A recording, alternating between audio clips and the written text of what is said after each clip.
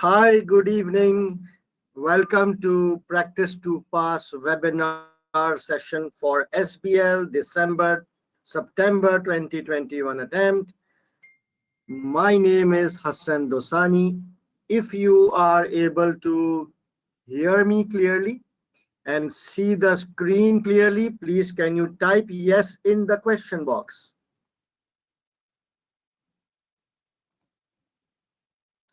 Excellent, excellent. I am getting a lot of yes. Very good.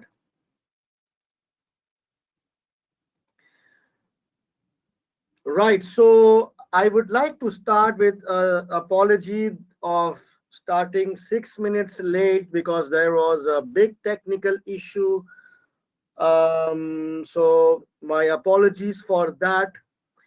And I would like to put on my video, but because of this technical hitch, it's not possible right now, and I didn't want to delay it anymore. So maybe I will look into the break and try to fix it. Right. So let's start. I think let us start with a small prayer that this session and your effort, may God reward you and pass you in with flying colors. Amen. All right. So most of you, it is your first webinar, and some of you have already seen my webinars. So I just quickly go through the standard stuff first. So our strategy for 5 days, we will spend 1/3 of the time in topics and concepts, and the remaining 2/3 of the time I would like to spend on practice and exam techniques and professional skills. So be ready to do a lot of questions, and we will do a few topics. We will practice on those topics, and then we will move to the next topic. Okay. Before we proceed, please note that this webinar is based on CBE approach because majority of the countries in the world are now on CBE. Maybe few countries are still on manual. So I have been asked by ACCA office to follow the CBE platform, and I will be using the CBE platform for SBL to do all my questions. All right, webinars approach. As you know, it is a 5-day webinar. I have been given only 15 hours, and it is not practically possible to cover the entire SBL or all the important topics in 15 hours. You know that. So hence, please keep in mind that all topics are not being covered in this webinar. However, the topics which I am not able to cover this time have already been covered in my previous webinars. So if you want to do a comprehensive coverage of the important topics, first of all, you need to watch the September webinar, and then for the missing topics, I will guide you which webinar, which day, which topic. I will give you a very easy list on the last day of the webinar so that you can take a overall view of all the important topics. Right. So that's very important that you watch September webinar in conjunction with the previous webinars if you want a comprehensive coverage. Now, how to ask questions. This one is a very important. How to ask questions. First of all, I want all of you to ask as many questions as you can. Okay, this is your golden chance to ask questions. The more you will ask, the more clarity you will have. Okay, so I do encourage a lot of questions. I want this session to be interactive and two-way active communication. However, please bear in mind that your question should be relevant. Okay. What do I mean by relevant? For example, if I am talking about a particular topic in the slide, make sure that you ask questions relating to that topic only. Okay. Why? Because if you ask an irrelevant question, I will not stop the topic in between and then answer something which is not relevant to that topic. I cannot break the tempo. I hope you understand. But in the end, every day, in the end, I will allocate 5 minutes, 10 minutes, 15 minutes for an open house question and answer. In that Q&A session, you can ask me anything, but during the presentations, please restrict your questions to every 5 minutes. I will stop. I will go through the chat box. The only way you can ask question is you need to type your questions in the question box and I will be going through it. Okay, so let me have a quick look at the questions so far. Very nice.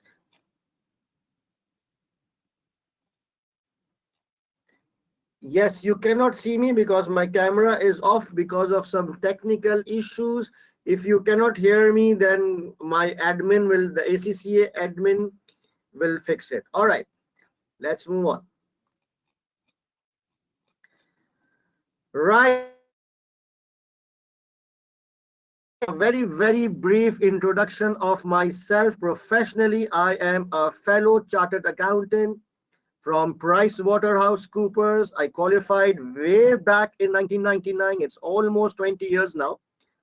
And I am basically now a CFO slash finance director for last 10 years in a variety of multinational companies, mainly in insurance sector.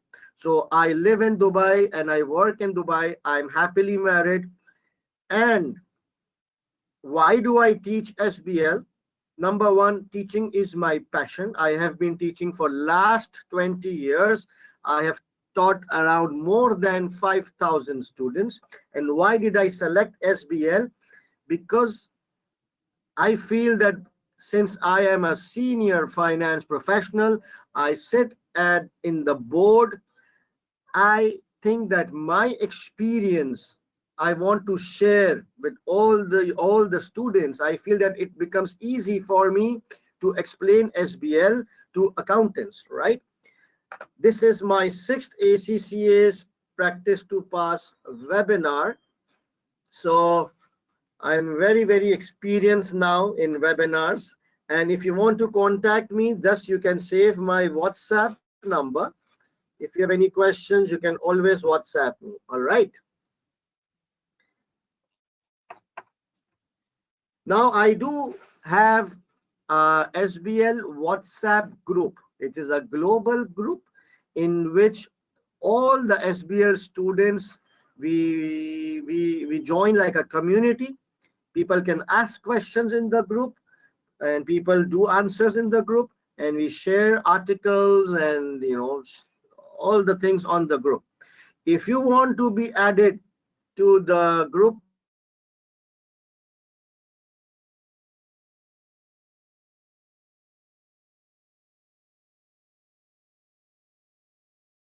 this is not my number, this is my coordinator's. Please note this number. Please send,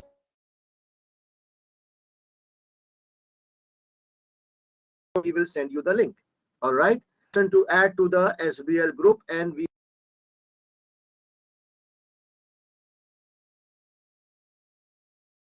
so please, I strongly recommend those of you who are not yet part of this number 321. All right.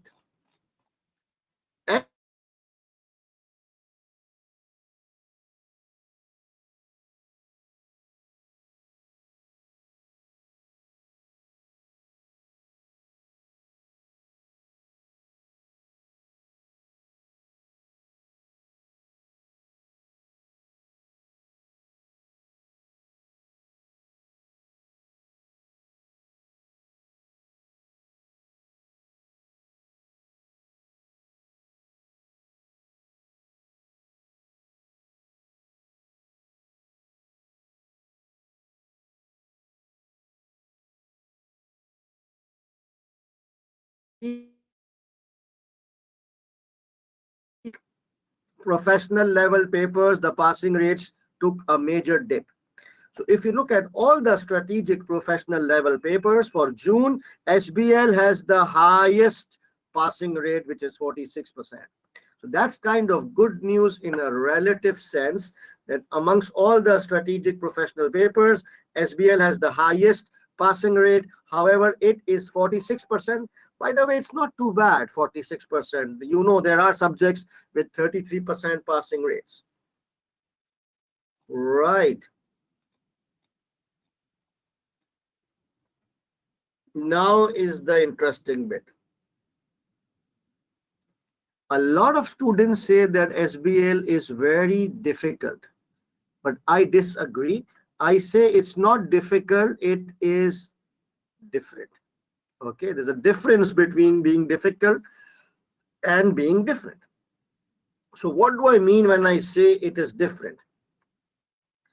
It's number one, it is one integrated case study. Okay, you are given just one big fat case study. There is around 6 to 8 exhibits which are given.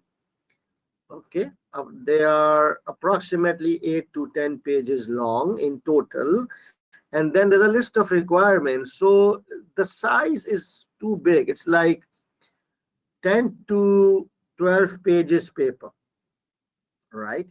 The second thing is, it is the longest paper of ACCA. I know that you have not done any paper more than 3 hours or 3 hours and 15 minutes, correct?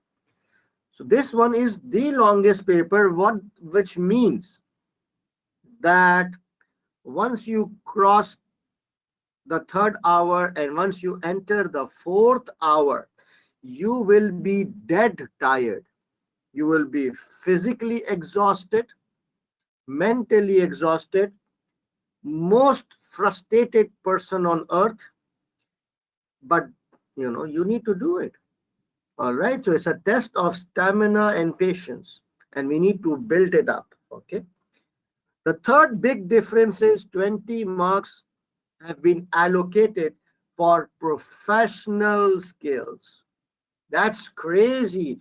Can I say 20% of your paper is just professional skills? That's a lot. 20% of the paper is professional skills. So you need to really, really master the professional skills and make sure that you score good marks in professional skills if you want to pass SBL. I know many students who flunked at 47, 48, 49. Go and ask them. They will regret. They will say, I wish I would have focused a little bit more on the formats or on the tone. I would have passed. So please, professional skills, very, very important. And then not everything is bad news. There is good news as well, that in SBL there is less emphasis on models. This is good news. Okay, so a student who uses a model, he will get marks. But a student who doesn't use a model for any reason, he can or she can also score good marks as long as the answer is logical and covers all the relevant points. So the use of model is not mandatory. And then various formats are required in SBL. You need to make reports. You need to draft briefing notes and memos. You will be asked to make presentation slides or maybe press release, write emails, letters, prepare a project initiation document. There are so many formats. Again, the good news is the formats are easy and pretty standard. The bad news is you have to be familiar with all of them. And then again, some good news. 20 to 25% of the paper is common sense. Doesn't belong to any chapter or anything. It is just common sense. The examiner has heard from somewhere that common sense is not common anymore. So that is why he's trying or testing your common sense. So this is good news for students who are not able to completely do all the topics. But if you are smart, if you are intelligent, if your IQ is acceptable level, you will be able to address the paper, especially those questions which are common sense questions. So all of these things makes SBL very unique as compared to the other ACCA papers which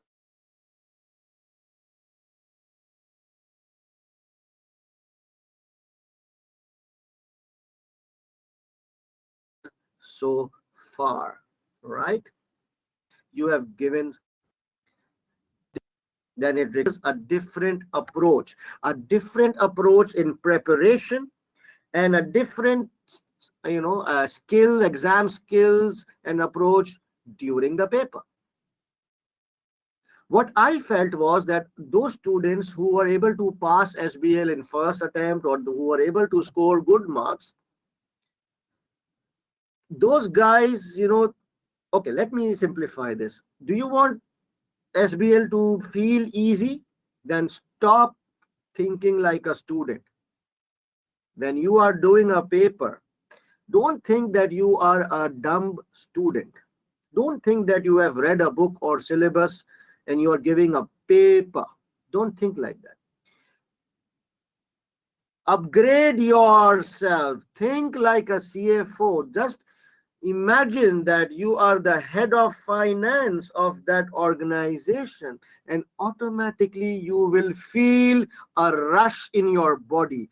Suddenly you will start thinking like a businessman. Think that it is your business. Forget that you are a student, and it will make your life easy. I honestly try it out. And then don't think that your answer is going to be checked by the examiner. For example, if you are writing a report, don't think that you are writing a report for the examiner or the marker, someone will check it. Don't think like that. You will come under undue pressure. Just think that whatever you write is going to be read by the board of directors, because you are a CFO and you are writing to the board of directors, educating, informing the other directors, and automatically your confidence will boost up. So try this approach, that stop thinking like a dumb student writing to a dumber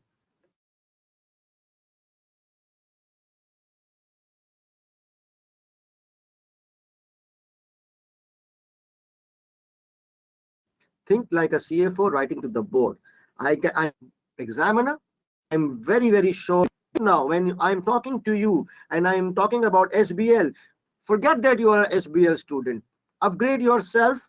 Feel that you are a CFO and another CFO is talking to you and making a presentation. Suddenly you feel that your mind and your receptive power will start functioning more faster, more efficiently. Right, CFOs? So now for the next 5 days, I will call you guys CFOs. Okay, I want you to get into that psychological mindset. All right, CFOs, can I have a yes? Please type a yes if you are okay.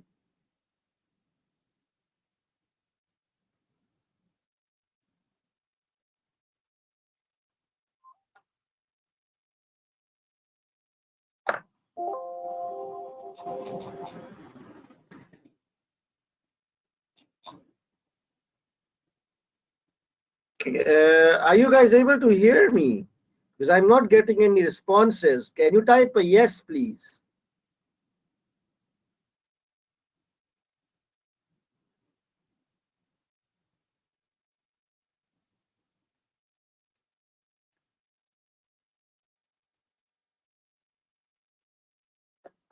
I'm not getting your messages. I don't know why I'm not getting your questions.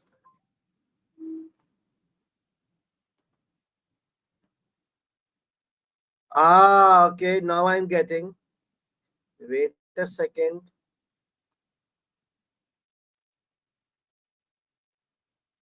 All right. Yes, yes. Now I'm getting lots of yes.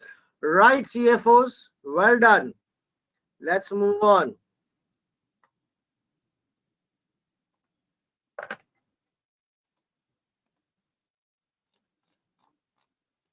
Okay. So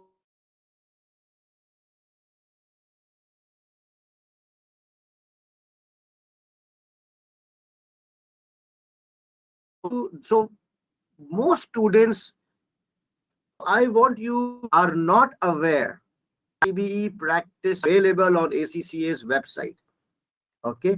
Each subject has its own CBE practice platform, and you can always log on to that practice platform and practice your questions on directly on the CBE practice platform. You're right, it is extremely important that instead of you doing your answers on a piece of paper or typing on MS Word, I would highly recommend that you guys actually use the CBE platform so that you are familiar. There is no hesitation. Your speed is good.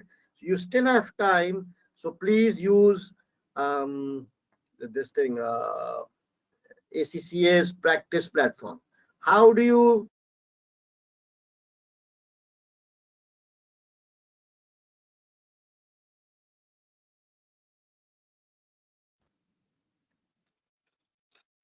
access it? Well, a simple answer. Otherwise, I've given here. Okay, the link is here, and when you will click this link, okay, um, something like this will open up.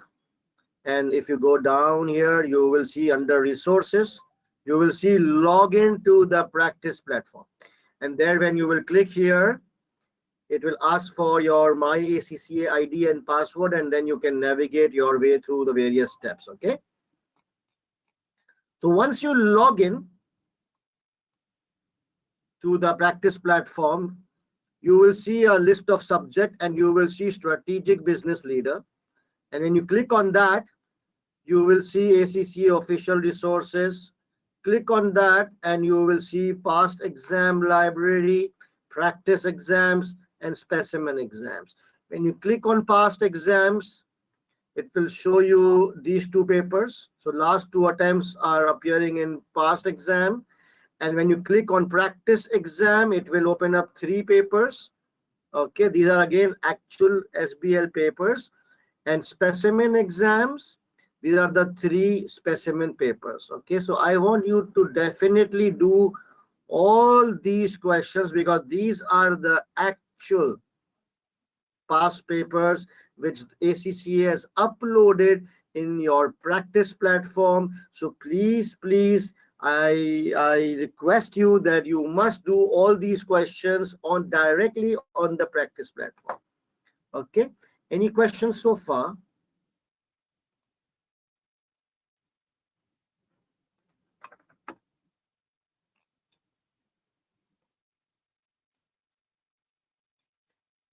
Okay, very good. Is the practice timed? No, the CBE practice platform is not timed. You will need to time yourself.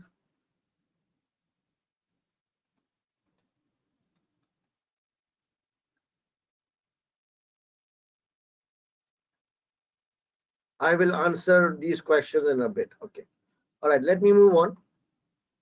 I want to show, do you want to see a real paper on the CBE platform, especially those who are giving CBE for the first time, SBL CBE, and it will be a quick warm up for the others.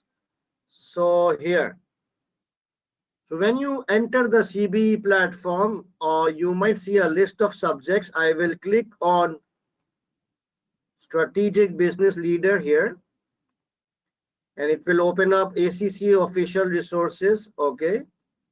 It will tell me past exam library, practice exams, specimen exams. Okay, let's open one real paper. And these two papers are there. So I want to open the previous attempt paper. So let me click on this, and it's March, June 2021. I will click on that, and this is your paper.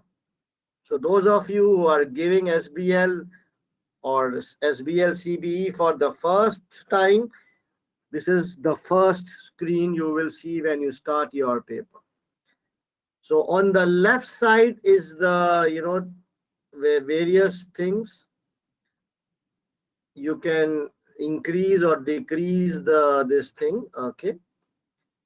First of all, it will give you all the exhibits. So in this paper, there is 1, 2, 3, 4, 8 exhibits.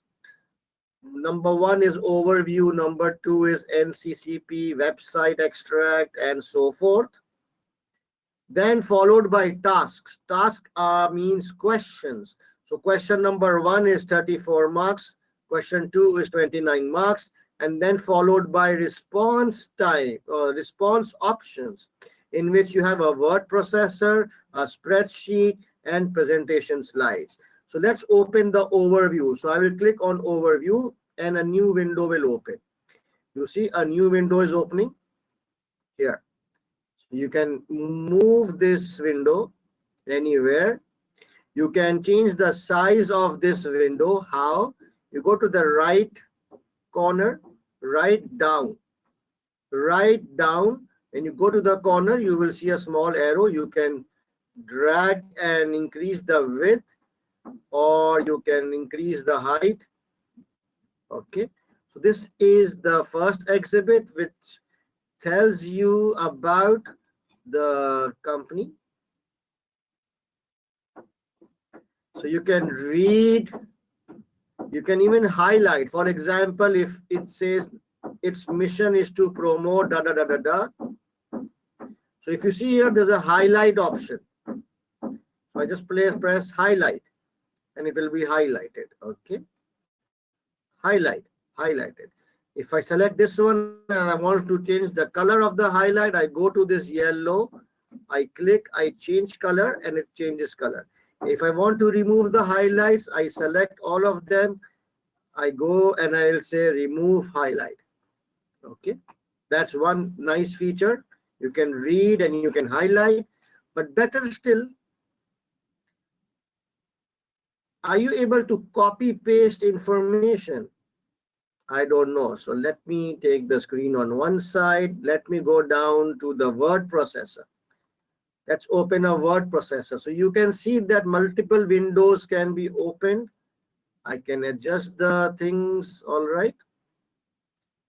And let's see, I will select this paragraph. I want to copy. I will say Control C, or I will right click and copy. I will go here and I will paste Control V, or you can paste from this icon, or you can also press up, I think, by paste. No, not by paste plain text. No, it's not working.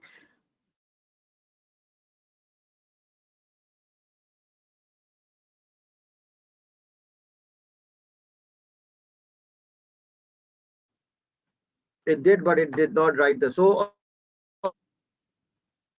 all right. So how can you copy? It's a very important thing. You select, right click, copy. You go to the word processor and you either do a Control V or you can paste. All right. We will be using a lot of this feature of copy pasting on the word processor. So I will be reading exhibits and then I will be copying stuff on my answer sheet like this. Okay.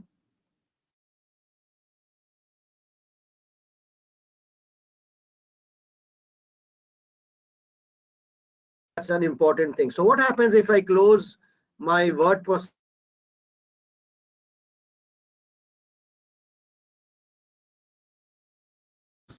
That processor, or it closes by mistake?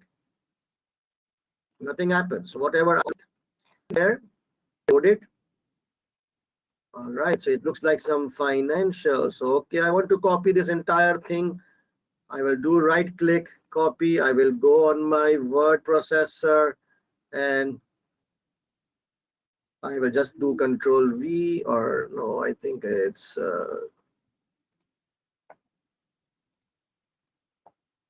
okay, got it. How does the task or question look? Let's click on one question. So this is a question, some background of the requirements, and then the bold ones are the actual question. For example, it says, prepare a report for presentation to the board, which A, assesses NCC, blah, blah, blah, blah, blah, it is 16 marks. And then there is a professional skills mark available for demonstrating analysis skills, 4 marks. So can anybody tell me what is the total marks for this question? Question 1A, what is the total marks?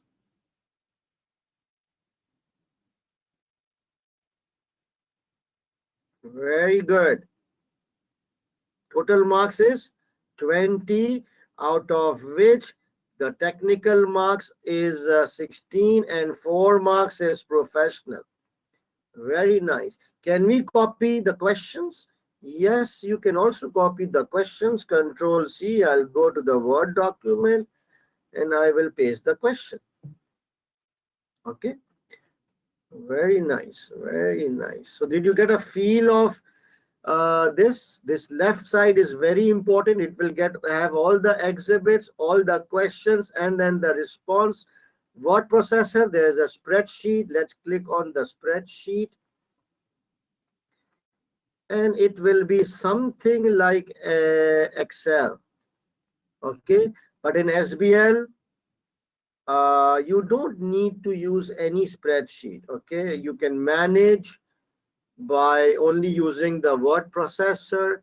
If you need to insert something, you can insert a table in word processor. How? If you click here, go on the word processor, how do you insert a table? Very simple. You see this option of table here? Click here, click on table, and it will ask you how many columns and how many rows, just like a Word document. And I select 3 into 9, and here you go. The table is there. You can change the size of the columns. You can move and drag. It's pretty easy, just like a Word document. You can center, you can all these things. And for example, if you give a heading report, then you can actually, through paragraph, these are all the various font size. You can increase the font size of report, or you can make it small, you can make it big, you can make it center. There's a bullet points, there's a numbering. It's pretty standard. Okay, so I just wanted to show you the CBE platform and how you can navigate, and we will see more of it when we will be doing the practice questions in a bit. Any questions so far? Can we edit? What is it?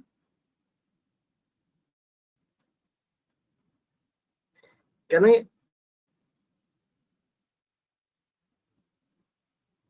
What sort of a question we should expect in a spreadsheet? Not really in SBL. I mean, spreadsheet is given, but if you are supposed to calculate NPV, IRRs, those technical number stuff, then you will be needing this. Okay, otherwise no need. I haven't seen a SBL question in which you need Excel. Can we copy information from spreadsheet to the word processor? Yes. Very good question. How many word processors are there?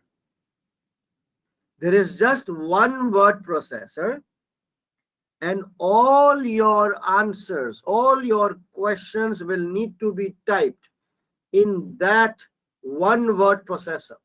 You will not get a fresh processor for a fresh question. So you will need to number your questions properly so that the examiner can follow through and clearly see which question is starting when?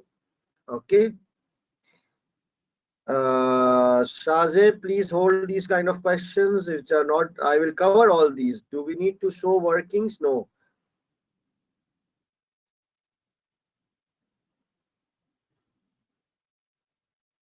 The question screen is moving so fast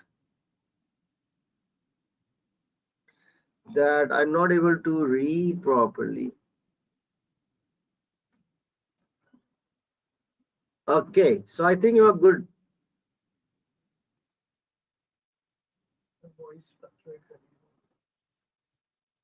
Just a second, guys. I'm receiving some complaints about the voice quality. Give me a minute.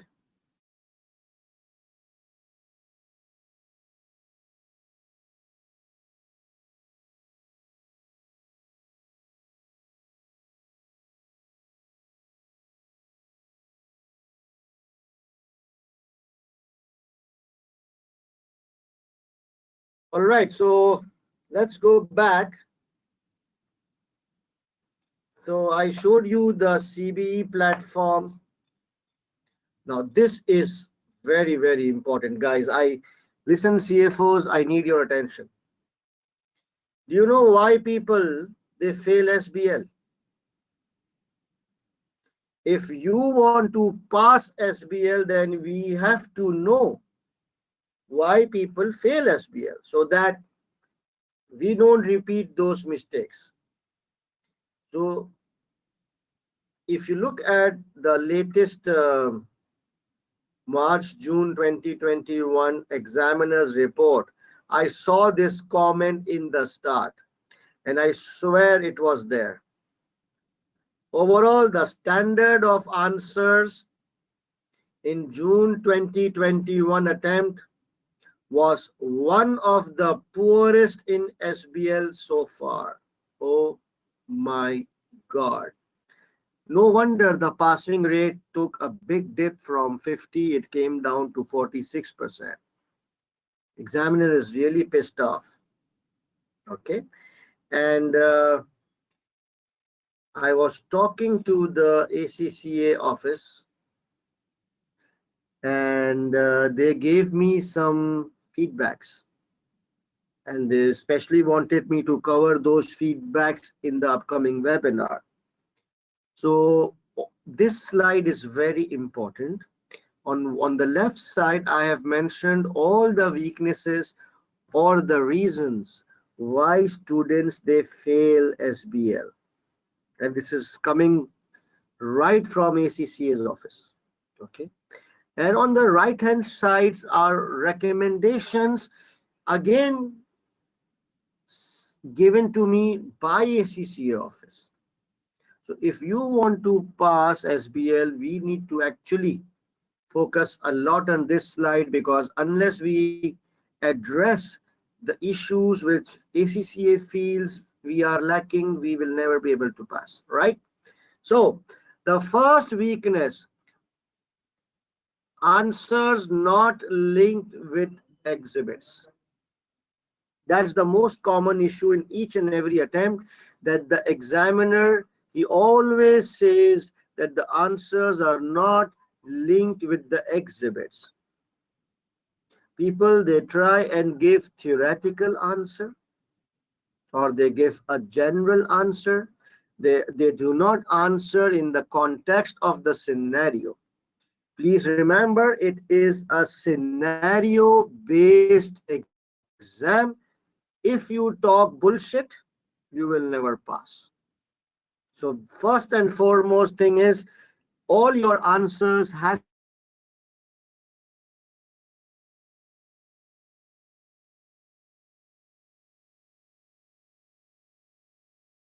be with the exhibit. How do we do that? I will tell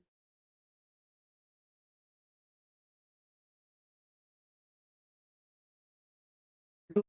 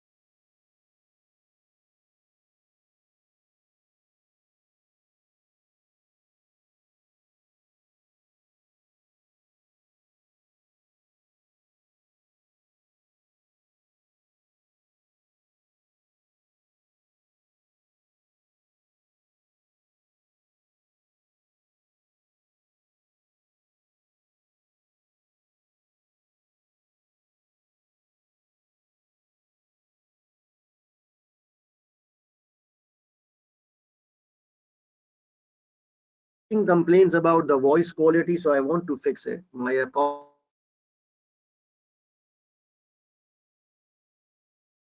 Number two, this one.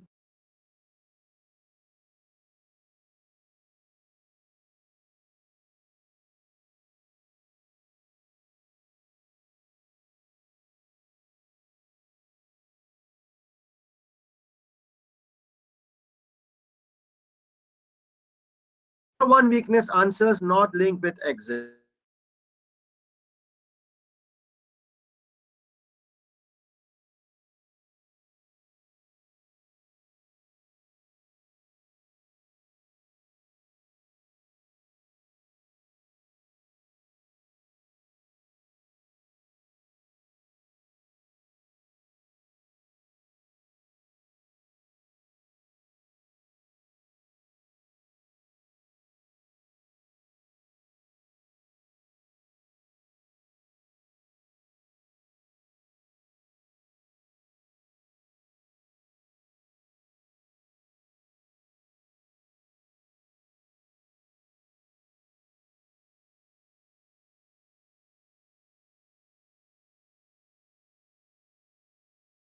Right. So if you are a examiner and students are copy pasting the entire exhibit, wouldn't you get pissed off? So yes, we have to copy paste. Don't get me wrong, because obviously I need to bring all the facts and figures and statistics from the exhibits in my answer. That is how I linked, right? But then I need to explain, I need to demonstrate my concept, or I need to explain why I have brought this point and how it relates to the situation. Understood?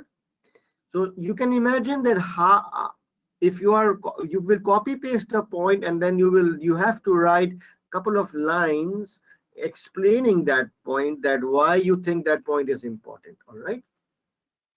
And then the examiner says poor technical knowledge and professional skills.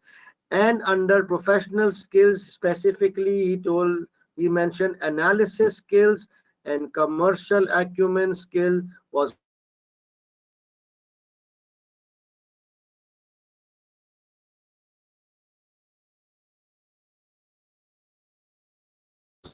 and then excessively short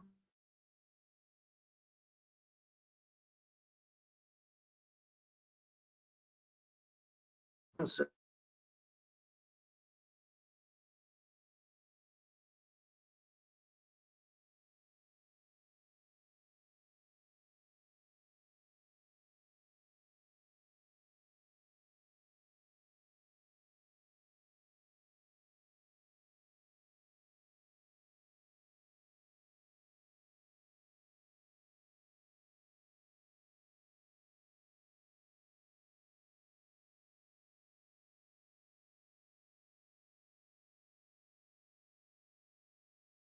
Very poor.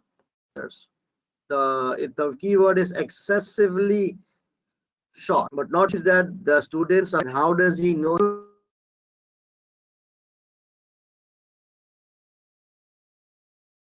3 points? It's not going to fly, I'm afraid. So you need to plan the sufficient number of points according to the marks, and I will tell you how you can do that. Weak grip over, this one is very bad, he was very pissed off. Weak grip over word response tools, very pissed off. They feel that students don't know how to use Word document. Okay, they don't know how to use Word document. So the one which he opened, this one, word processor. So you need to have a very good command over this one. Okay, it has to be very perfect, bold, centering, formatting, tables. If you do not demonstrate that you have good grip over the word processor tool, you will not pass SBL going forward, because this time they feel that students, um, who are giving strategic professional level papers, they should be good in Word, because that's what you will be using when you become CFOs, right? And then lastly, students not doing practice on CBE platform. These are 7 weaknesses. So I've highlighted the 3 in blue. These are some extra or specific weaknesses which the team had informed me day before yesterday. They wanted me to emphasize on these ones. What do you do now? During your preparation phase, practice using the CBE platform, which I already showed to you the link. If you don't have time to do full questions, SBL question is 4 hours each, right? Maybe it's not possible to sit straight 4 hours, although you should be like that, but still, then they suggested that at least you should solve question number 1 of all the SBL past exams using the CBE practice platform. And then they suggest that do at least 1 full mock exam on CBE under time conditions, so that you can sit for straight 4 hours. You can test your stamina, your patience, your focus level, because 4 hours is a long journey, long marathon. And then get your answers reviewed by a teacher or a mentor. So whatever mock exam you do, unless someone checks it and gives you feedback, it is job half done. And during the exams, they want you to focus on these things. Use case materials in your answer. Very simple. Explain how the point you made is relevant. Allocate time wisely, which is basically time management. Constantly refer back to questions to keep focus. I really liked it. This is coming from the exam team. Constantly refer back to the question to keep focus. So when you're drafting, sometimes you might deviate. And then if you deviate, this will happen. Your answer will not address the requirement. So try and read the questions couple of times during the drafting phase so that you can remain focused. And then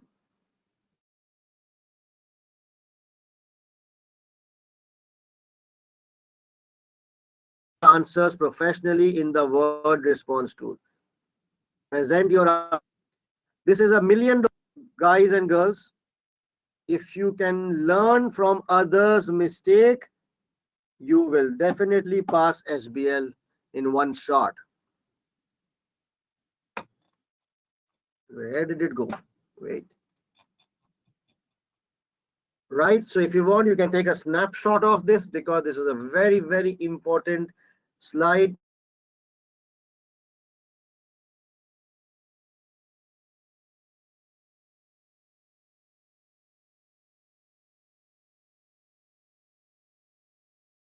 Typing under stress situation. So up to a reasonable level, spelling and typo errors will be ignored by the marker. But if there is excessive spelling mistakes and typo errors, like every third, second line, there is a stupid mistake, then you will lose professional marks, because then it will mean that you guys are not fit to write a report to the board of directors, right? I'm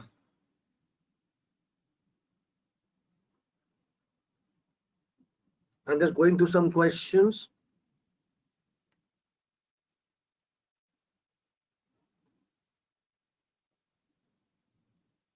Syllabus changes. Yes, I'm going to talk about this. How many questions? I will tell you all this.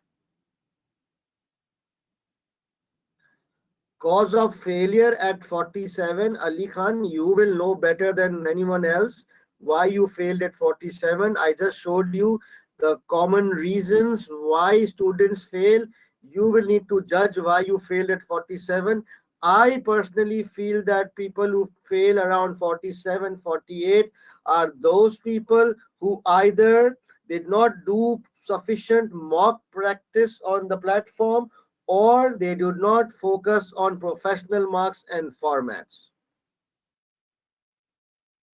EPSM, the ethical module, no, we will not talk about it, and it is not directly important for SBL. So please push back on EPSM, talk about it after your SBL papers. Technical articles, I will talk about it in a bit. What do you mean by case material? What kind of question is that? Case material means all the information given in the case. Oh my God. What kind of a CFO are you? All right.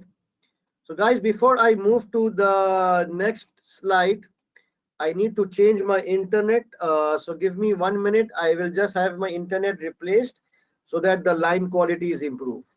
Give me a minute.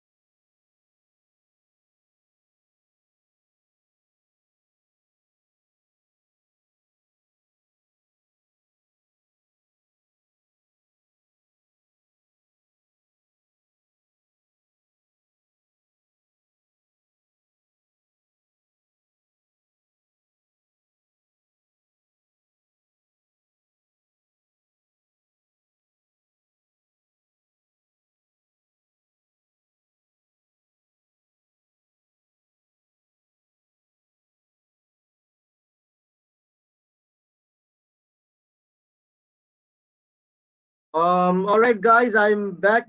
Can I, if you can see me clearly, no, not see me. If you can see the screen and hear me, can I have a yes, please, before I restart? Very good. Okay, let's move on.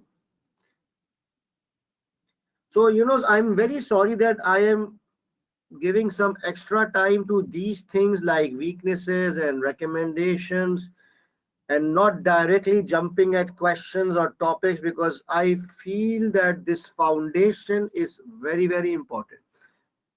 So just bear with me. I do hope that this is helpful to you, especially those who are resitting, so that you can analyze your mistakes. This is more important to do a root fix. Now is the slide people have been waiting for. Study plan in last 3 to 4 weeks. So when is your paper? I think your paper is on 7th of September, right? So it is kind of 3 weeks or maybe 4 weeks. Yeah, almost between 3 and 4 weeks. So what to do now, especially those people who just started your preparation? You just have, let's say, 3.5 weeks. So first of all, please acknowledge that you are starting late and you have very limited time. Okay, let's accept this fact. And now, what do we do in this limited time? You will not be able to do everything in 3 weeks, correct? So stop dreaming about doing everything like reading the book and doing the kit and reading all the notes. Forget it. You are late. So please follow this slide. These are the 4 things you need to do in the next 4 weeks. First one, watch September 2021 webinar, the whole series, watch it thoroughly. Okay. And then after that, you watch the earlier webinars for additional topics. And I will share the list of additional topics on day 5. So as far as your preparation is concerned, your knowledge and preparation of syllabus is concerned, step number 1 and step number 2 will help you cover 20-25 important topics along with practice. All right. And then you need to practice 3 to 5 SBL questions on the CBE platform under time management. Okay, so once you are done with 1 and 2, then you will, let's say in the 3rd week, you can practice 3 to 5 SBL questions on CBE platform under time management. Which question to practice? I will share a list of suggested questions for you, because you know some questions are very easy, some questions are very difficult. I want you to practice some balanced questions. So I will share a list on the last day. And then finally, like 4 or 5 days before the exam, you need to do at least 2 mock exams and have it checked by a tutor or a mentor. A proper mock exam, and you will have to have it checked, the script, by a professional experienced teacher, so that they can give you feedback and tell you your weaknesses. Very, very important. Now, you know, I also offer a mock based practice classes, but that's paid because my college does not allow me to offer free classes. So my mock based practice classes is starting from 14th of August, which is right after the webinar. And what will I do there? I will be doing 5 SBL questions. I will solve 5 full SBL questions in 5 live classes, full questions. After that, I will organize 2 mock exams. That's 7 questions in total. And out of these 2 mock, I will be checking 1 mock and giving you feedback. And all the classes will also be recorded for future viewing or people with different time zones. And if you are interested in more details, can you please message on my coordinator Usman on this number, and Usman will be happy to share all the details. Please keep in mind there are limited seats because I cannot manage 200 students in last 2 weeks, right? But for self-study students, please focus on this. There is a lot of material available on YouTube and all those things. So please, this will be very helpful. And join the My SBL group. That's a free group where we all try to help each other. All right.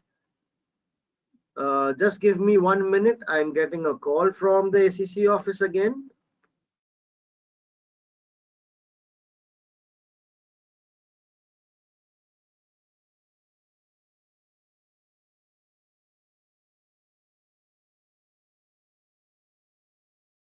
All right. Do I have any questions on your study plan? Please look at the next slide.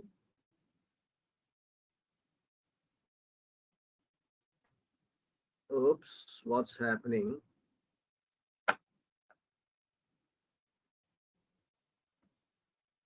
Wait a minute, guys. There's something wrong. Um,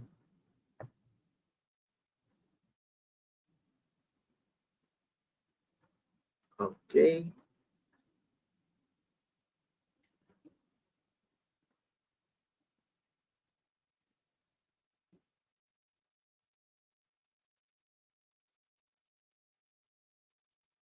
Look at this slide.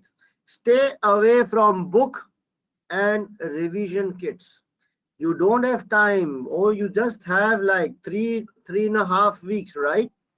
So please don't waste your precious limited time on books and kits.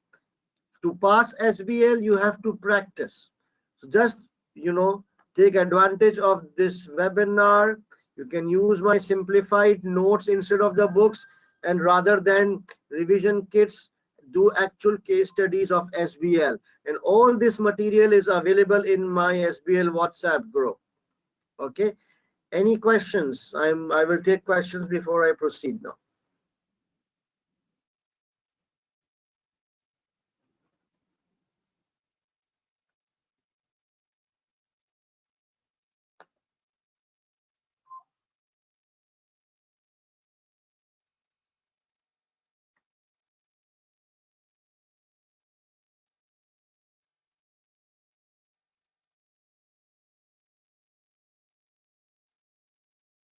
I'm just reading through the questions.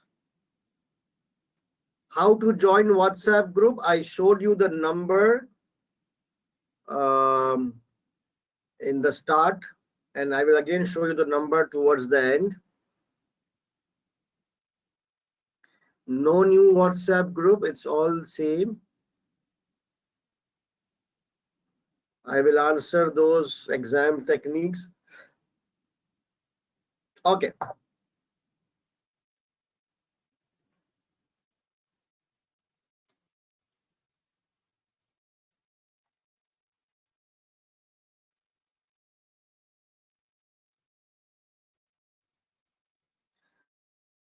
So this is a list of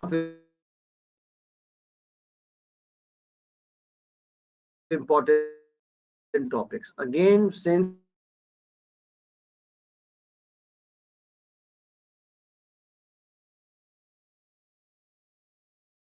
we have just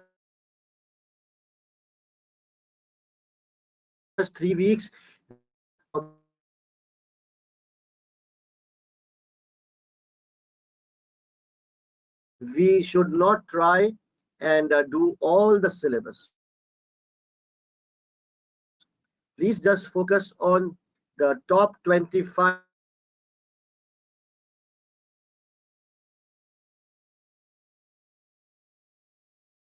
important topics of SBL.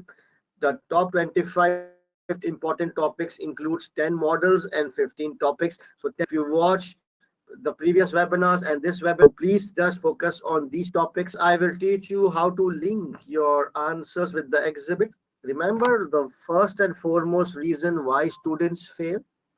And then I will talk about syllabus changes. I will talk about technical articles because most students are worried about these two. So I want to address this right in the start.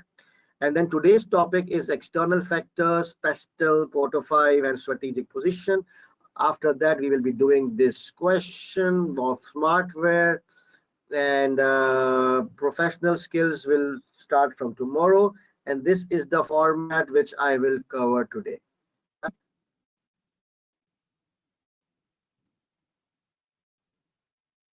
Syllabus change. Were you guys waiting for this? So I see a lot of panic going around syllabus change.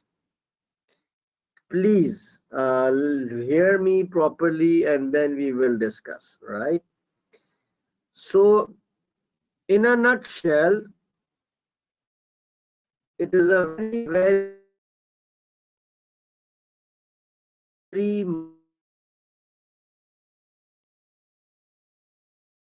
minor change for SBL. Okay, very minor.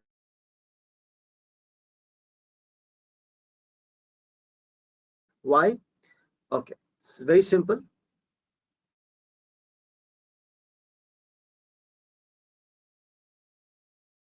New topics added. Just 2 new topics have been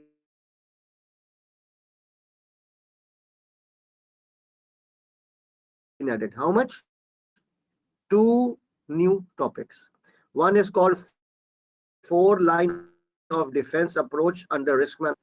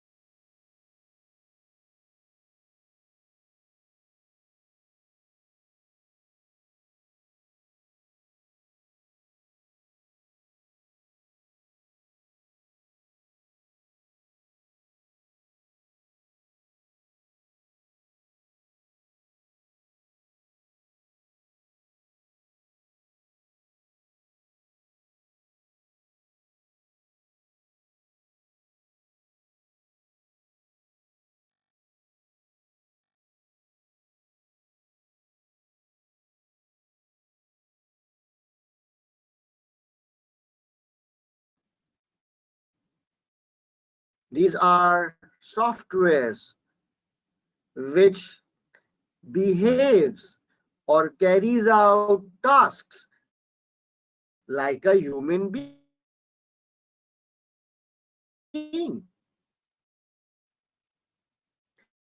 We can use right. So that is AI, that is machine learning, that's robotics, whatever word you would like to call it.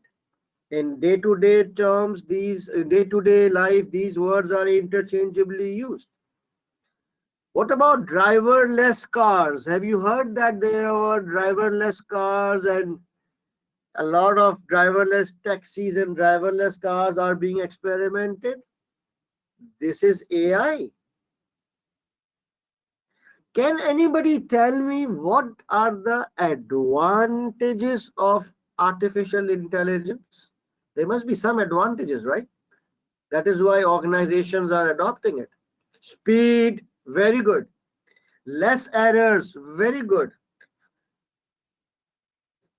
Reduces time. It is available 24/7. Low dependency on people. No mood swings. More standardization. Higher precision. Higher quality.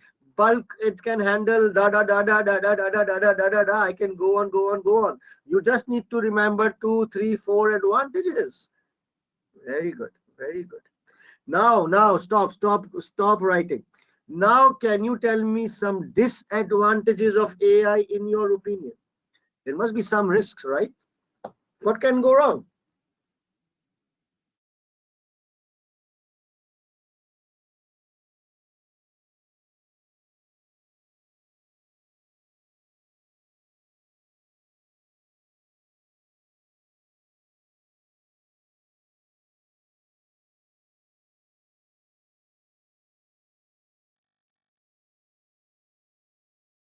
Can anybody ethical implications? Ethical means to do with people, morals, values. What can be some ethical implications which we need to consider regarding AIs? Data misuse, very good. Data misuse, very good. use, privacy of data. That's the system, the software knows all my internal dirty secrets. That's an ethical thing. Social responsibility. It will create unemployment. How do difficulty in accountability, redundancy of staff. For example, if a driverless taxi goes and hits someone, if a driverless taxi goes and hit an old lady,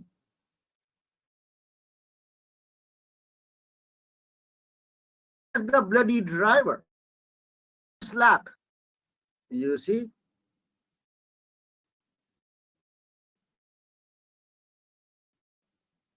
Yes, I can see your comments. Yeah. So these are some ethical question marks.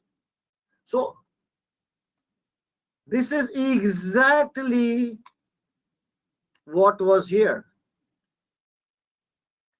AI's, the potential benefits, the risks, the ethical implications. Now, who's saying that you guys don't know this topic? Did you learn it from when you were? No. It's just some common sense. You see, so these are the kind of changes. Please, SBL is all about real world common sense things. Maybe for other subjects, syllabus changes might be nerve shattering, but not in SBL. So please stay calm, stay focused. Your main thing is to do practice rather than do a PhD in the syllabus. Okay, very good. Any questions on syllabus changes for SBL only? I'm coming to technical articles. I will cover this syllabus change, the two topics, the four line of defense and AI, which we already did cover now on the last day, so that nobody is unprepared. But I'm just telling you that it's as simple as this, right? Okay, let's move on. Now, again, a lot of people are worried about technical articles. Sir, should we read technical articles? Sir. Oh, Baba, there's a lot more in SBL than technical articles. So just look at this. Technical articles in SBL published in last 1 year. Okay, I looked at the last 12 months. Only 3 articles were published. The last one was cybersecurity. Okay, and when an article is published, 95% that topic will be tested in the upcoming paper. So cybersecurity was published few months back, and it was covered by me in March 2021 webinar, March. And then this topic was tested in June. So all the last 3 articles in SBL are quite old. They have been already tested in the exams. And besides that, I've already covered these articles in my September and March webinars. There is no new technical article after the last one, which was cybersecurity. Right? However, we will need to keep our eyes open for any new article between now and till the exam. That would be important. If there is no new article published, then please forget about technical articles, because in SBL, the last one was published 6 months back, and it has been tested in June already. So it is not going to repeat itself. Right? So technical articles is out of the way. Relaxed. Good. Any questions?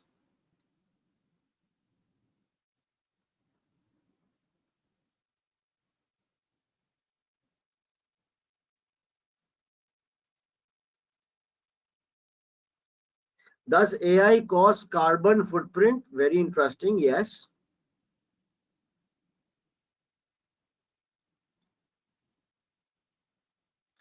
Where to find technical articles? Baba, you are a CFO. Do you think a CFO will ask, hello, where can I find technical articles? Knock, knock. Just Google. If you don't know how to find stuff on your own, you don't deserve to pass SBL, right? Will you pass someone SBL, strategic business leader, if he doesn't know how to search? So please up your game, okay? Up your game. Think like a CFO.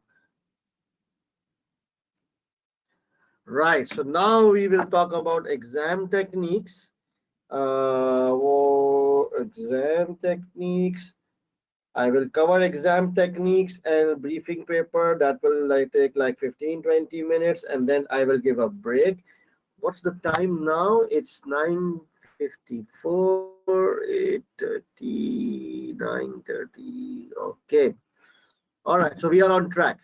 So now I will give a break right in the center, right after 80 minutes.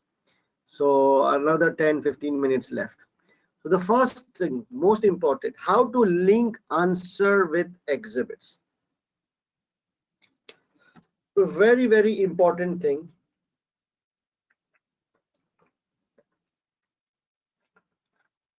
First of all, in order for you to highlight or identify relevant information from the exhibits, do you think you would need to know the requirements first? What do you think? Do you think you should know the requirements so that you can highlight or identify relevant information from the exhibits? Absolutely, right? You need to know the requirements first. So always when we start SBL paper, we start by reading the requirements. But you know what the problem is? That there are several requirements. If you add up all the parts, so on an average, there will be 8 questions to 10 or even sometimes 12 questions. So there are 8 to 12 questions in a SBL paper. Now, I don't know about you guys, but my memory is getting old. I cannot remember all the 8 or 10 requirements when I'm reading the exhibits. Okay, I can remember a few of them, obviously, but I cannot remember all the 10 requirements. Can you? So for those students or those people who cannot remember 10 requirements by heart, I would suggest that we make a quick list of requirements. Okay, why? Because if you see let me go to the CBE platform. If you see this thing, list of requirements, the requirements are not on one page. Task 1, you have to click, you will read all these tasks, then you will have to close. Then a task 2 is something like this. So all the requirements are not in one place. So I would always, what I suggest is, let's, we make a quick list of requirements on our word processor. Remember this word processor, right? I will make a list of requirements. Let's delete everything.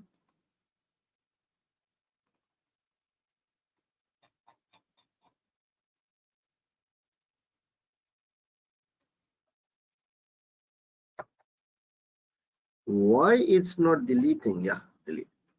And I would always suggest that you guys, first step is that we make a list of requirements, so that when we are reading the exhibit, we can keep that list of requirements on the side alongside the exhibits, So while we read the exhibits, we can again and again take a quick look at the requirements so that we can identify, right? So let's make a quick list. I will show you how to make a quick list of requirements. I will open up the word processor. I will put it on one side so that I can organize. So my screen is a bit slow, but if you have a normal size screen or the windows can open. So task number 1A. 1A says assess NCP's internal and external stakeholders. So I will just copy the keyword, Control C. I will say this is 1A.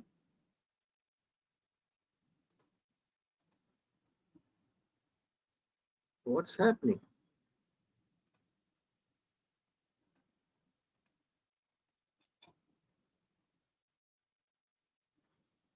Sorry guys, there's something wrong with this keyboard.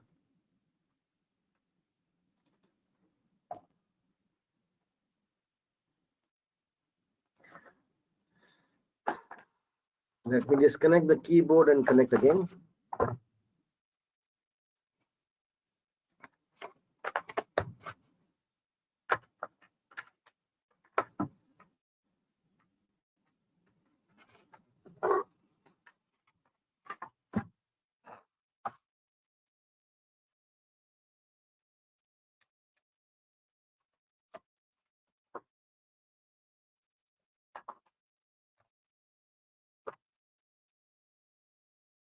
What's happening?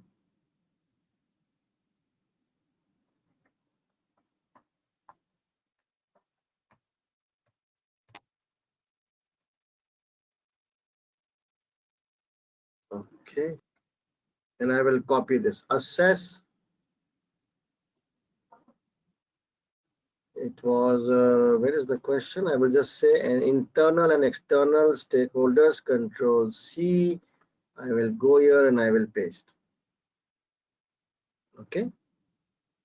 And then what is 1B? I will go here. Critically assess NCPP source of competitive advantage. I will just select this. Control C, go here, paste button is here, B. And then I will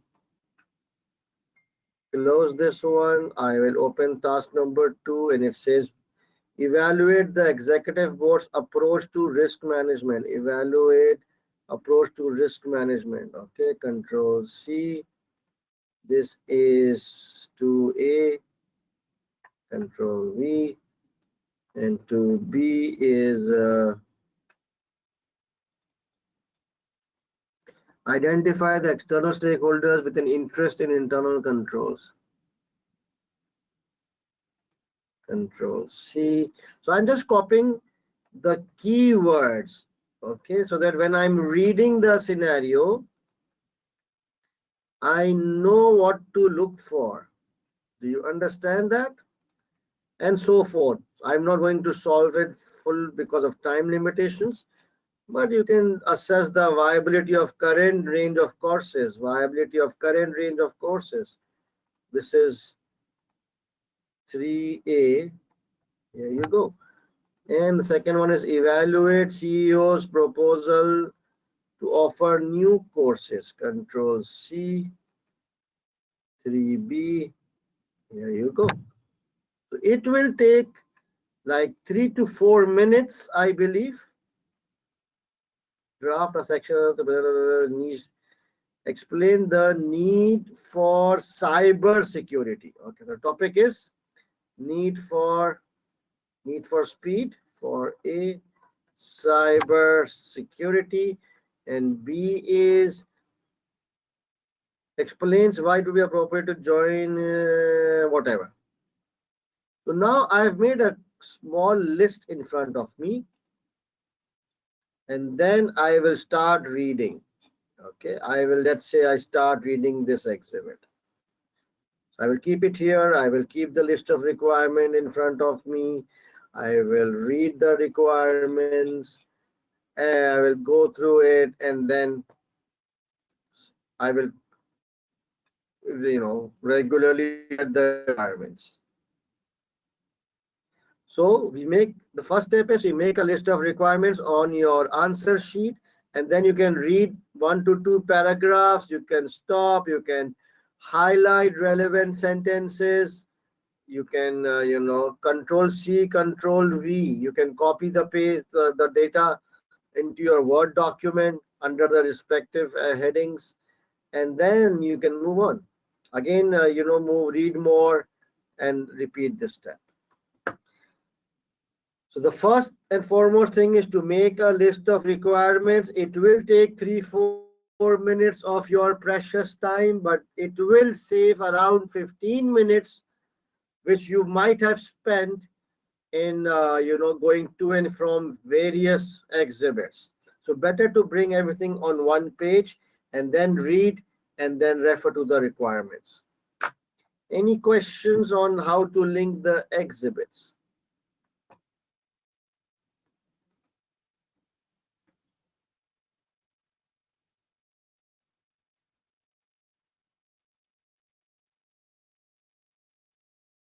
Sir, there is a new technical article, A World of Intelligent Agents, is it? A World of Intelligent Agents, that's a new technical article.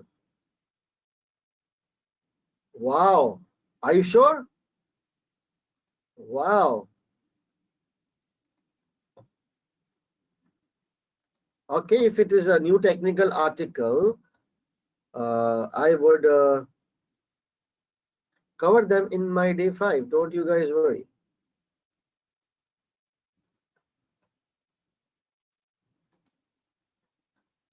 Now, how do I search for a new technical article? Somebody asked, right?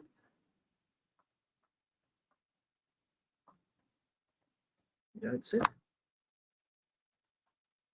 I want to see right now what that article is about. Leadership strategy, I think it must be in technology. A world of intelligent. So, ladies and gentlemen, here is the new article which was not there yesterday. And you see, artificial intelligence. So these ACCA guys are not that bad, they added something to the syllabus and then they published a technical article to help the students prepare for those new topics, right? So artificial intelligence, what is the use of AI? Where is it being used? Environment, customer relationship, other sector, though these are the areas. Machine learning, oh, it's too much bookish. Robotics, use of robotics, very good. Ethics, unemployment, distribution of income, influencing behavior, ethical frameworks, conclusion. Right. So yes, I will, when I will cover artificial intelligence, I will cover all this on day 5. Thank you very much. God bless you, that student who just informed everyone. What else? Let me quickly go through the questions.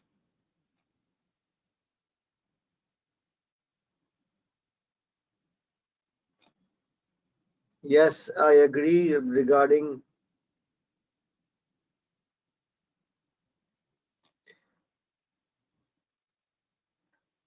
I'm just going through a list of questions which I think are relevant. I will answer right now.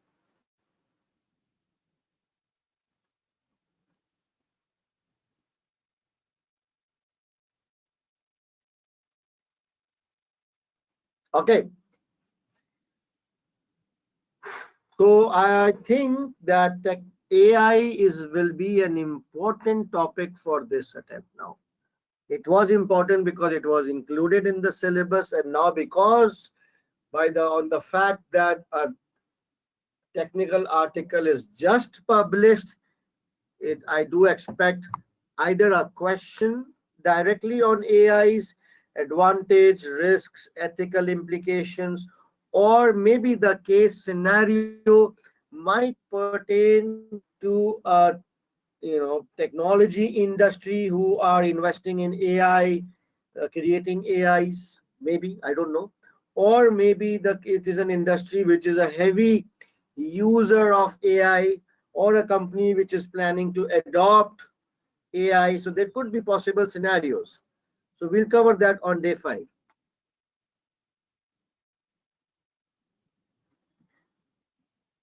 Uh,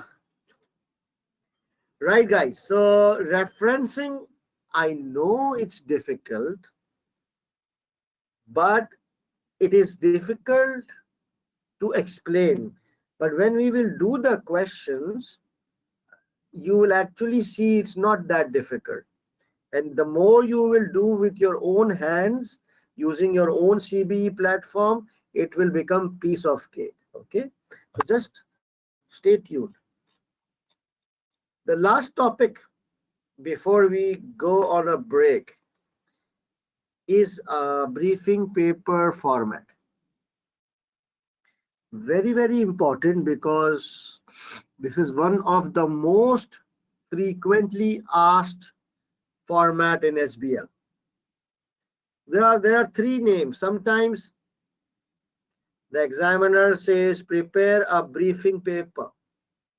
Sometimes the examiner says prepare a briefing note. Sometimes the examiner says prepare a memo. Okay, they're all the same thing. So whenever a format is there, the first thing you will do, you will write the name of that format in the center of the page, bold, aligned, center, like a big heading. So you see, if a briefing paper is required, I gave this heading. This is part of my answer. A big heading saying briefing paper, bold, underline, so that the blind examiner, if the examiner is blind, then also he can see, there's a briefing paper is there. Okay. So that's important, that you always first name the format when you start. And then there will be a to, a from, a subject, and a date.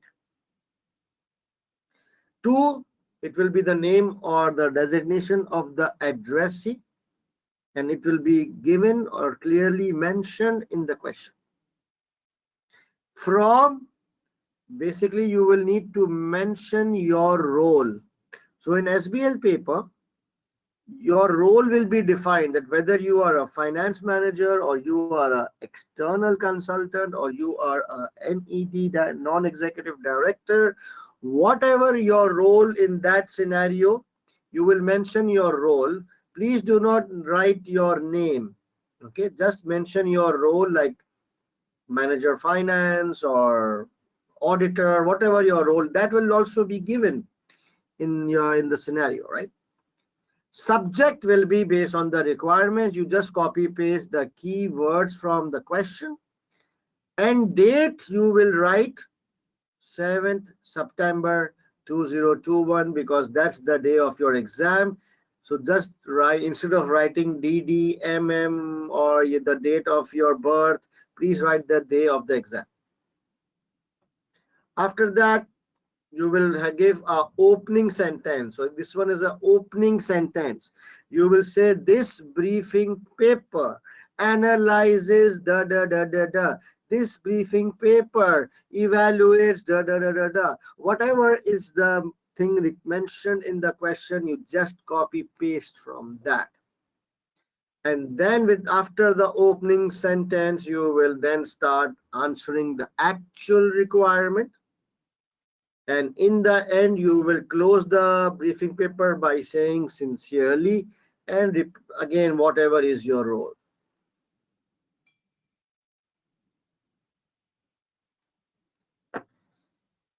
I want to show you how simple it is. So I will just open the Word thing.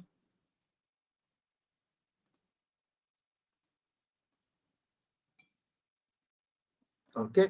Now I will show you. Look very carefully how fast it is. What is it? Is it a briefing paper? No caps. Briefing paper, enter, enter. To, from, subject, date, this briefing paper analyzes the potential advantages of AI along with ALO with its risks and ethical implications. Okay, advantages,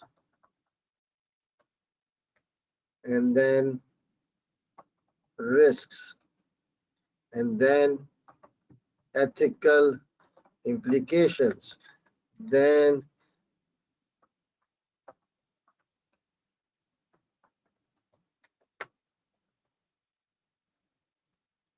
that's it.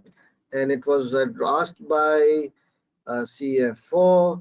I am the finance manager, and subject will be MANAGER. Subject will be AI and its implications, and date will be 7 September 2021. So this is just I just typed the template in front of you. It took me like 2 minutes. Now I need to beautify it. That's very important. First of all, I will select briefing paper. I will go to paragraph. I will select the highest, largest one, heading 1. I will say center. I will say underline. Done. And then I will actually also try to increase or bold the font size of this. Done. And then the headings, I would try to use heading 4.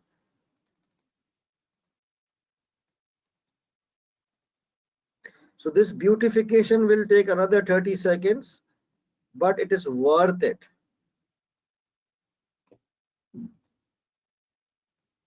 Done. So my template is ready. Now I will just start typing or copy pasting stuff and then adding my own comments. Nice, huh? Briefing paper. Did you see the briefing paper? How it looks?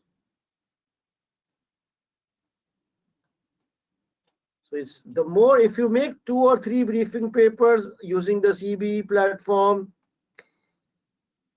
God, it will become easy for you. I swear. Any questions?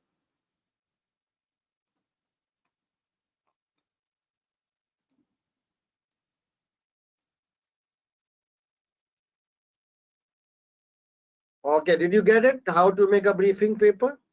Very nice, very nice. You guys are an intelligent bunch of CFOs. So with that, let's take a hard-earned break. And after the break, I will start with the topic for today, which is external environment.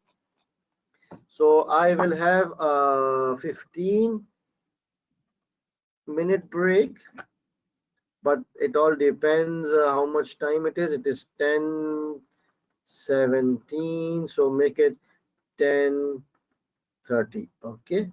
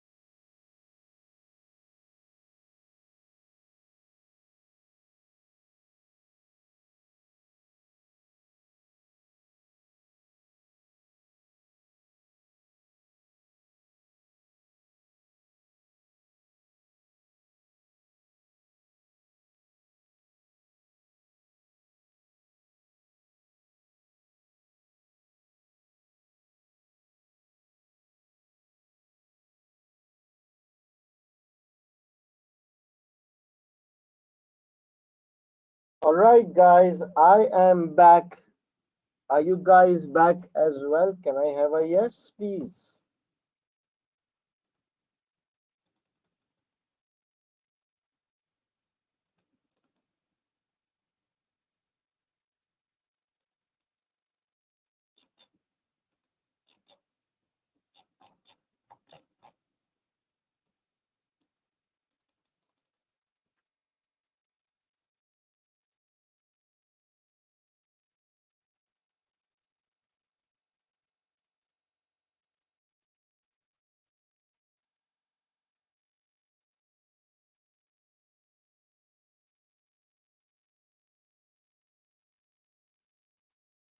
Hi, guys, can you hear me?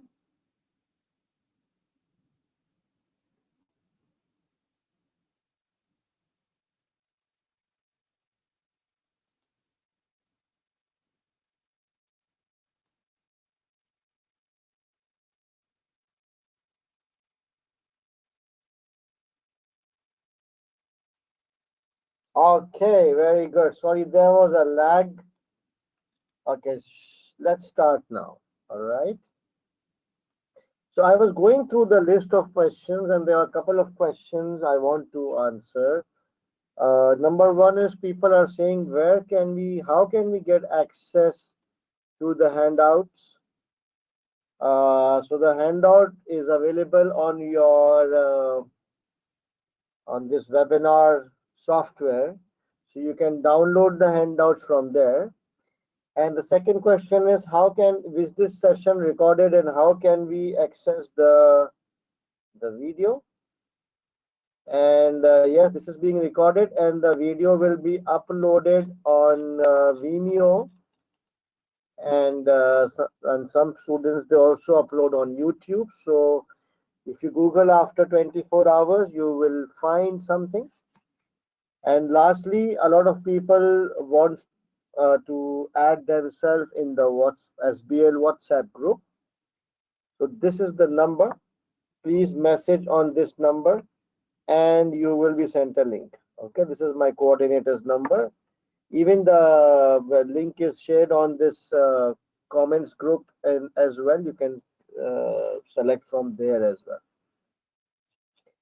Right, so let's go down to our today's main agenda, which is a topic called external environment. And I have selected this topic because I feel that this topic is important for this attempt. Okay.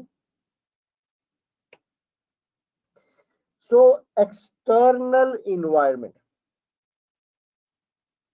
So when we talk about external environment, there are two types of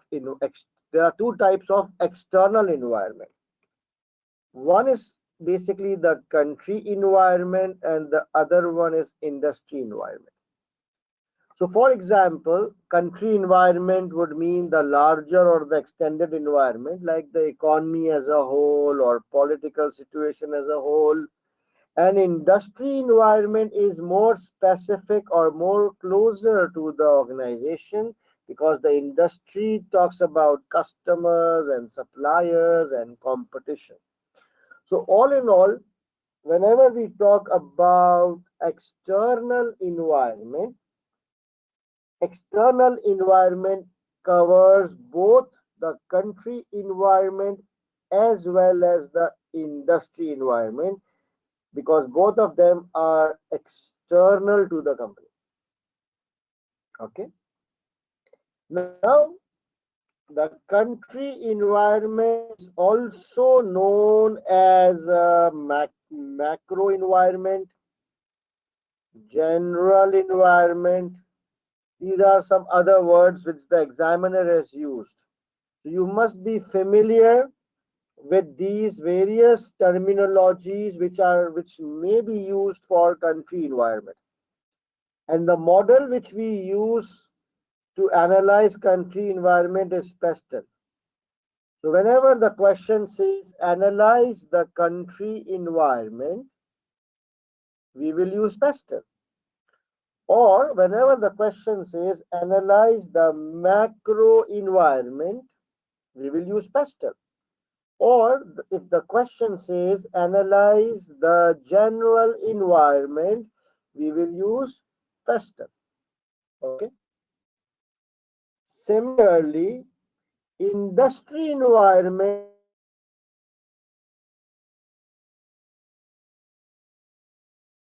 is also known as microenvironment. Industry or marketplace environment. Sometimes the examiner has used the word competitive environment. You have to be very, very familiar with these terminologies because they all mean industry environment. And the model which we used for industry environment is Porter 546. Okay. So I have a question here. So if the requirement says analyze the external environment, which model can we use?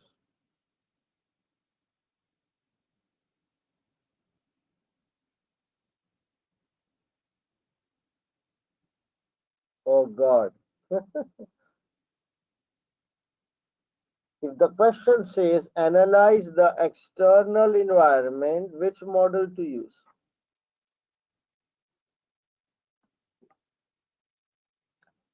Most people are saying pastel, and you will get half marks out of full. You will get 50% because you are wrong. I just said there are two types of external environment, correct? So whenever the question says analyze external environment, you need to do both. If the question says analyze country environment, then yes, pastel only. If the question says industry environment, then Porter only. But if the question says analyze the external environment without specifying any specific environment, then you need to do both pastel and Porter. All right, please. Let me see if there's any question.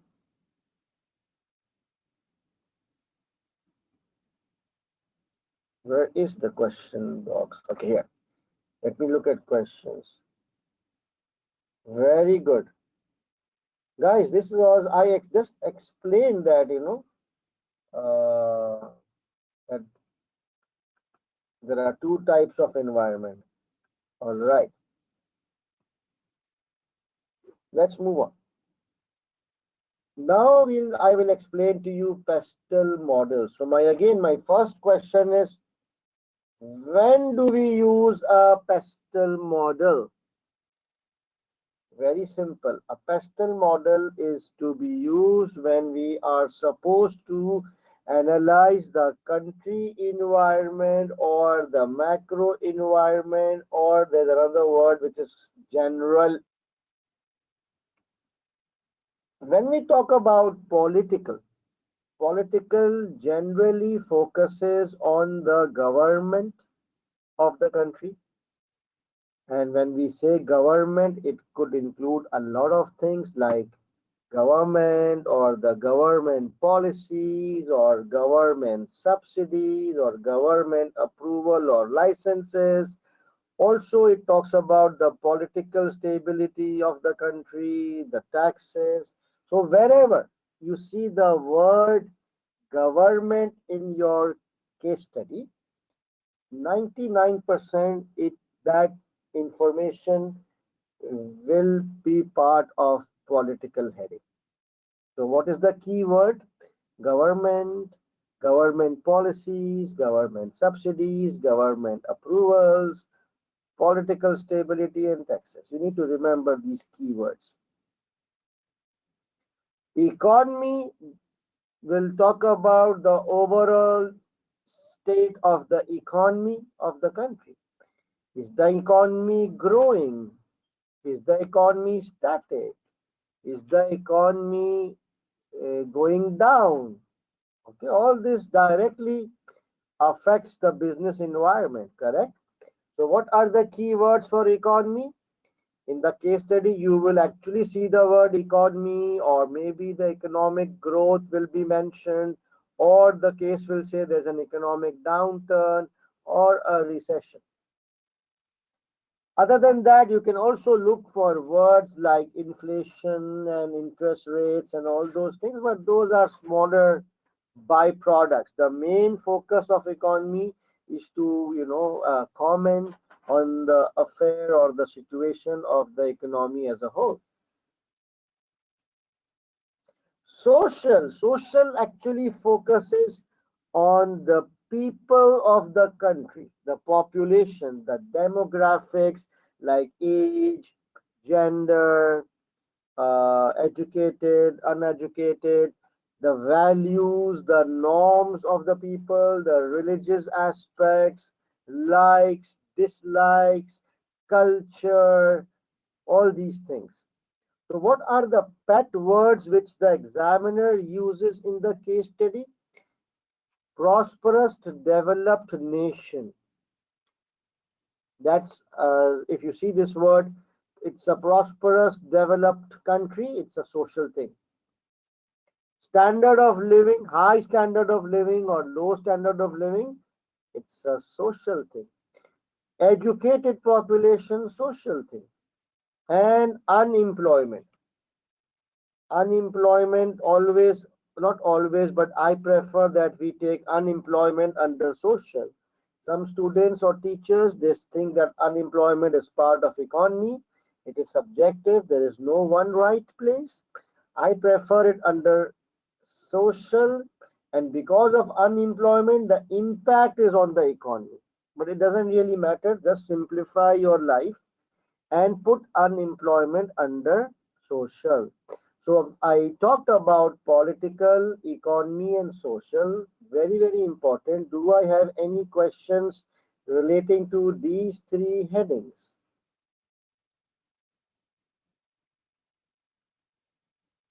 Does social include trend? Yes, why not?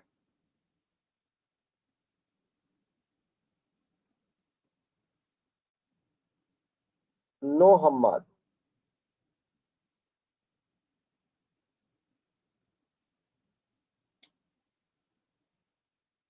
Sir, why do you consider tax under political?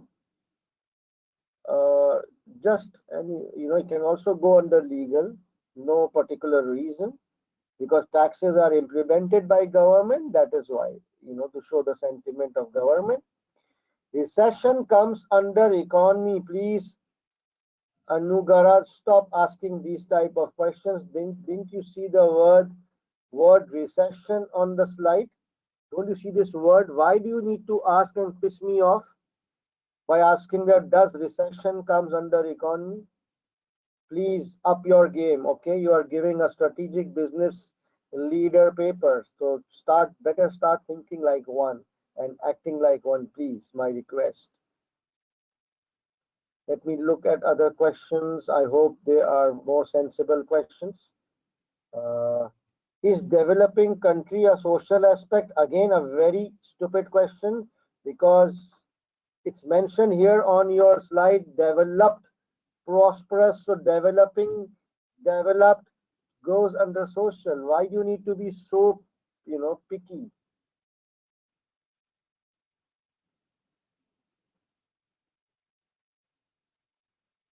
All right. So now I'm getting more of stupid questions. So I believe that you guys are okay. Wait a minute. Let me get rid of this screen. All right, let's move on. The fourth factor is technology. Now, technology focus on the technological environment of the country. When we say technology, it includes machinery, robotics, as well as IT, right? So plant and machinery, which includes automation, robotics, engineering. Skilled workers, another subjective thing. Skilled workers, by skilled workers, I mean very skilled people like scientists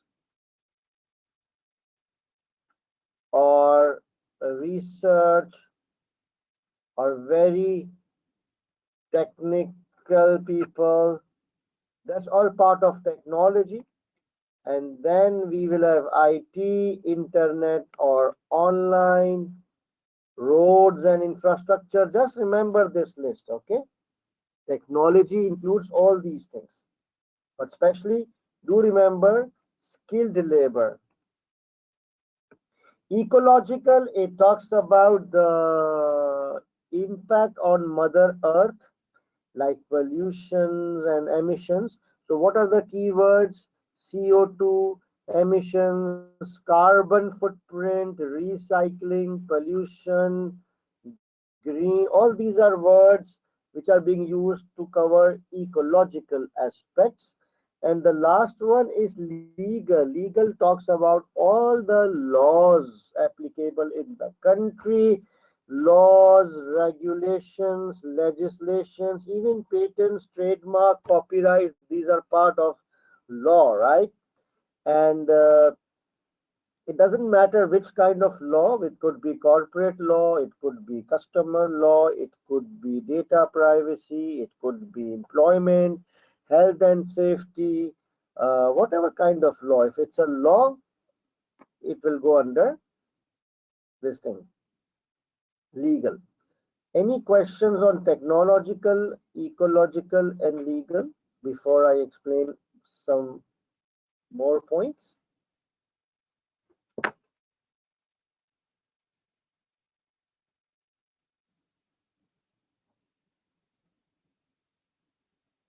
Road and infrastructure, just remember it's part of technology. Don't try to understand why it is part of technology, okay? Just road infrastructure, it is all part of technology, because technology is not only IT, it's also the physical infrastructure, electricity, dams, transportations. All this is part of technological infrastructure. You're not doing a PhD in pestle, so just understand the basics.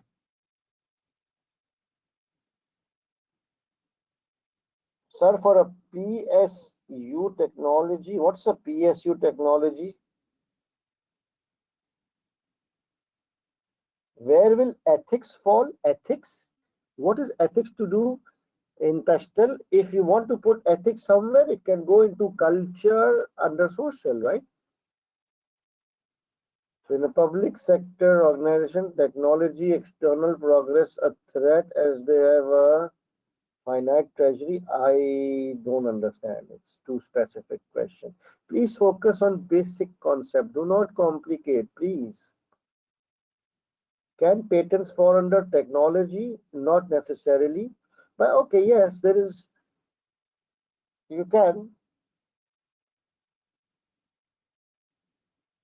Yes, all right. So now something important.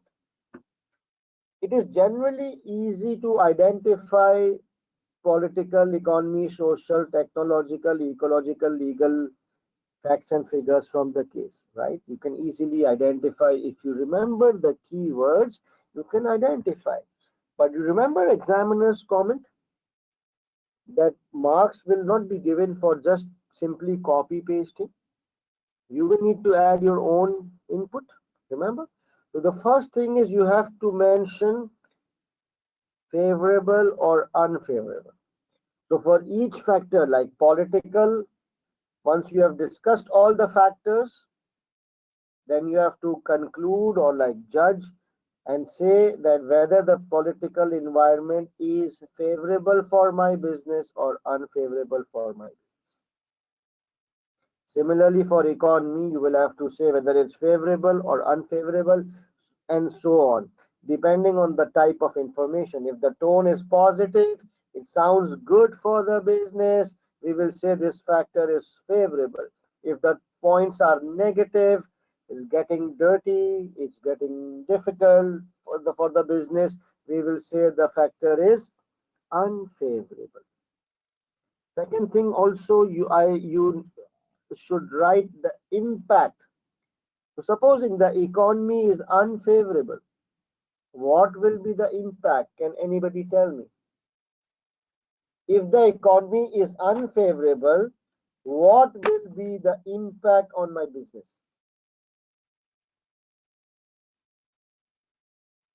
If the economy is unfavorable, what will be the impact? Yes, there will be unfavorable economy will adversely affect my customers and hence my revenues and hence my profits. Very good. Someone said lower profit.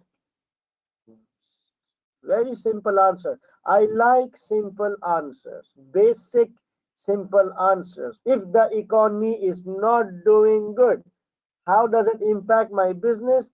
It will affect my customers, my revenues, and hence my bottom line profitability. Very nice. Now, if the political environment is unfavorable, like the government policies are getting tighter and the government is getting difficult, and hence the political environment is unfavorable, how does it impact my business? Supposing the political stability is doubtful, we don't know whether the government will stay or not stay. How does unfavorable political environment impact my business? Very good. Uncertainty. Very nice.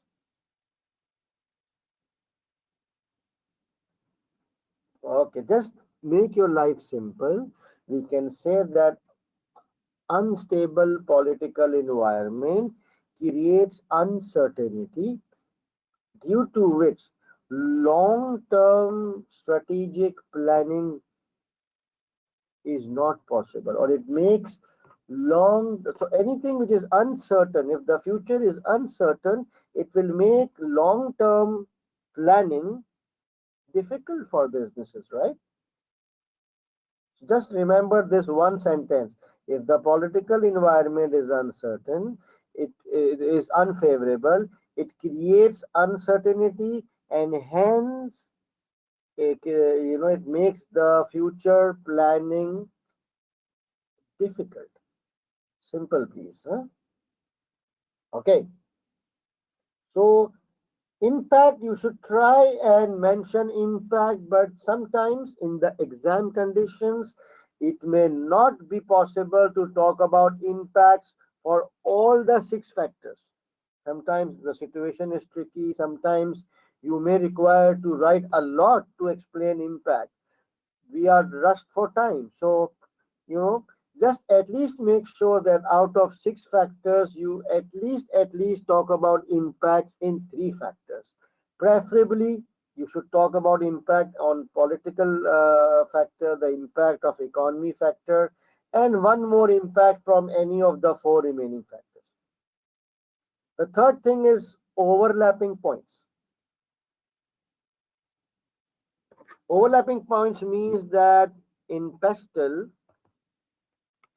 one point can actually fit into 2 factors or some even 3 factors. How? I just give you an example. Let's say the government is encouraging eco-friendly machineries, or sorry, in order to encourage eco-friendly machines, the government is offering tax rebates for firms who are investing in eco-friendly machines. This is mentioned in the case that government is offering tax rebates for firms which are investing in eco-friendly machines. Now, this point can go where? Can it fit under economy political? Yes, because the Government is trying to promote good ecological practices. Can it fit under ecological factors? Yes. How? Because there, people are becoming more and more eco-conscious. And thirdly, can it fit under legal? Yes, because the government has implemented or amended the tax laws to offer tax rebates. So tax laws are becoming a bit favorable. So a point can fit into multiple factors. It all depends how you draft it and what is the argument which you are saying. So there is no one right place. That is the beauty of pastel, that there is no one right place for anything. A one point can be used in multiple factors provided the way you draft your argument is logical. All right.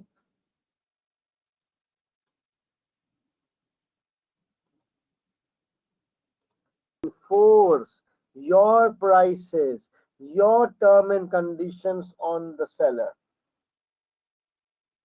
The power of customer. And what do I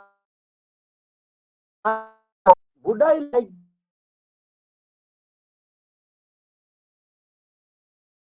I am the seller.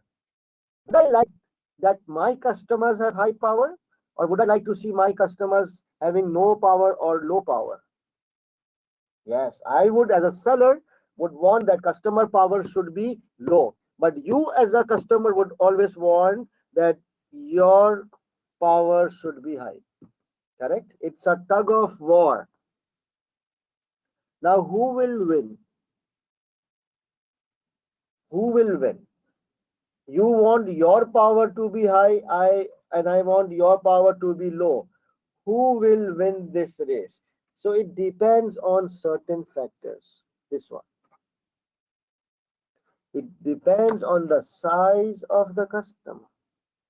So if you are my customer and you are much bigger than me. So for example, you are a multinational customer or a company, or you are a global company. I am a small time vendor. So of course, if you are large, branded, global, multinational, huge volumes, you will have high power. But if your size is small and the supplier size is huge, then customer power will be low. So one most common factor to decide or analyze customer power is by the size.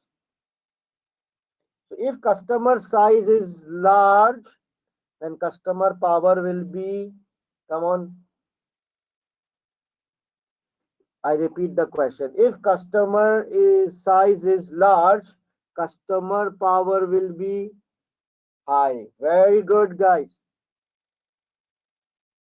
And if customer is smaller, is very smaller than the supplier, customer power will be very good. Very good. Very important concept. Another factor which can affect. So the first one was size of customer. Another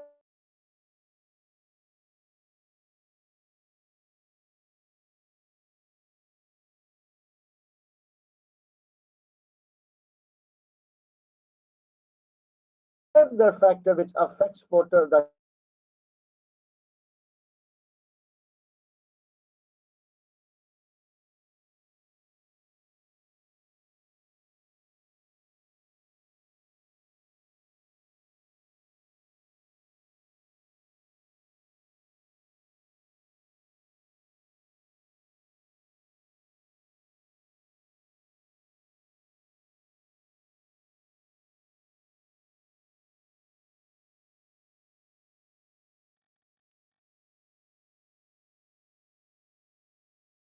right. So if the product is branded or unique, then customer, because customer is willing to pay a premium, right? But you can opposite it.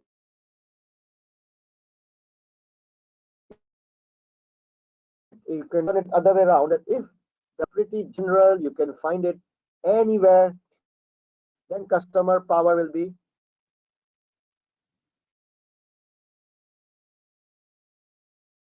high. Very good, guys. Very good. Very good. What else? So size. The third one is whether the customer is willing to pay any premium.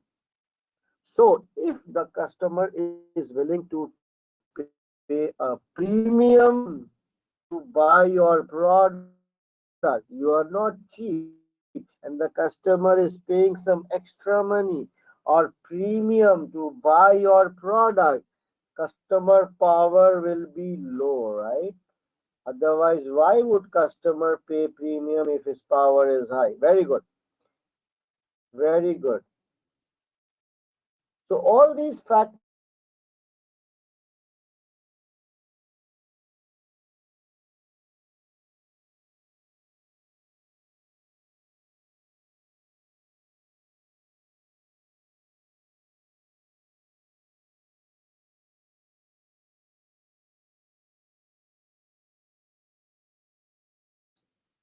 whether will help you decide each and every factor. You have to mention is unfavorable, but in quarter 5 you are supposed to mention high or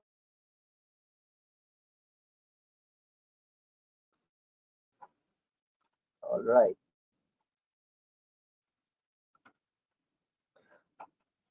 Power of supplier. So here, what is the meaning of the word supplier? This is where a lot of students get confused. When we say supplier, so you're talking about the person who is selling to you. No, that's not right. So let's go back to our original example. You guys are customers. I am the supplier or seller, right? You are my buyers. You're buying from me. I'm selling to you. So you are buyer or customer. I am seller or supplier. Correct? But when we talk about power of supplier in this point, this is talking about my raw material suppliers. Like if I'm selling to you finished goods, I may be buying it first from somewhere, right? I might be buying the raw materials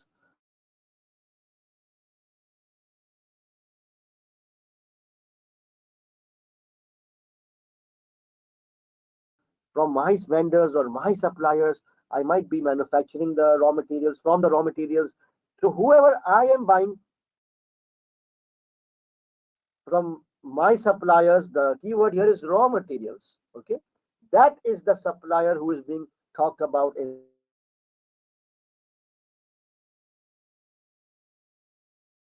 this point. Power of supplier means the power of the suppliers from whom you are buying the suppliers from whom you are buying the good.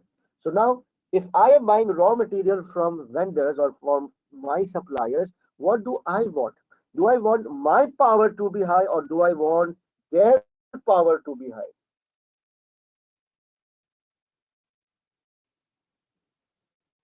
Yes, my power, because now I am at the buying side. I want my power to be high so that I can crush, I can shoot my supplier. I can have my terms and conditions and prices enforced on that bugger supplier. So now what factors decides whether my power is high or low? Again, same factors like this one, size of supplier, right?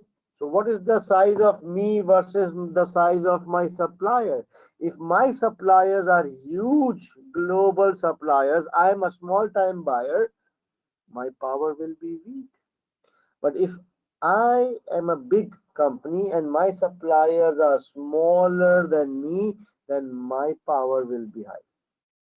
And are we willing to pay premiums if we are buying raw materials? Okay, very good. Now is the thing. The third force is threat of new entrants. So, what is the meaning of new entrants? Can anybody guess here? New entrants.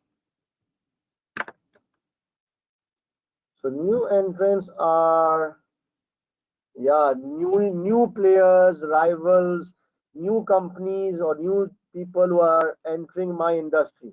So they are becoming my competitors, right?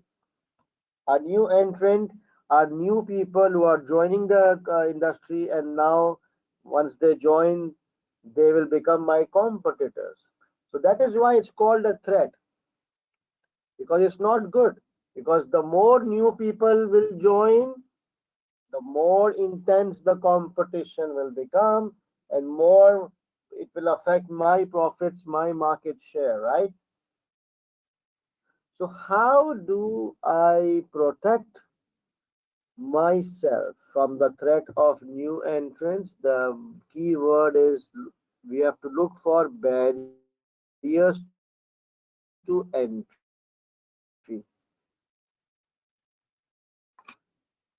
How can we stop new entrants? By creating barriers to entry.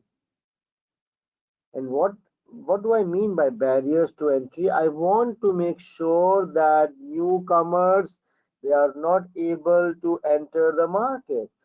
Like it's not easy to enter the market. And how can I make sure? Maybe through patents.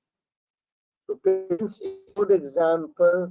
Government approvals, government license, franchise, all these are typical examples through which firms they create barriers to entry. So what is a patent? Or supposing, let's start with simple one, government approval or government license. So if it is an industry which is highly regulated, and nobody can start a business unless the government gives a permission or a license, like a bank, like oil and gas companies, like large hospitals. You need proper permissions, like an insurance company. These are all regulated sectors. So wherever there is an approval process or a license required, it automatically creates some barriers, right? Similarly, patents means that if I have an innovative product, I will immediately go and have a patent. I will patent that product or patent that formula. A patent means that no one else can copy or manufacture same product like mine for X number of years. So the by law I need to have a patent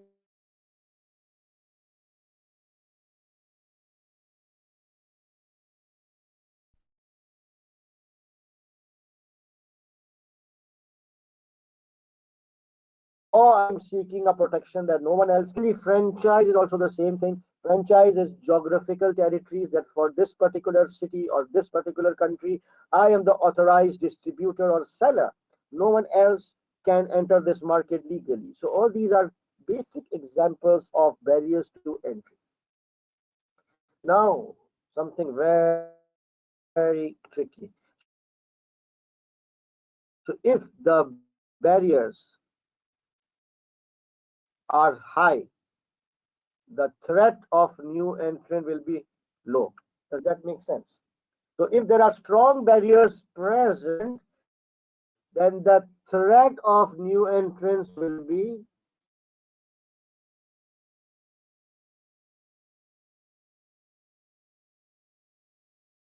low. Correct? They work in opposite directions. They are indirectly related. And if there is a no barrier, that means anybody and everybody can enter the industry, then the threat of new entrant will be high. So it is low barrier, threat will be high. If there's a high barrier, threat will be low. So you have to talk about the threat in your answer, whether the threat is high or low. and you can decide that by looking at barriers. Do I have any questions?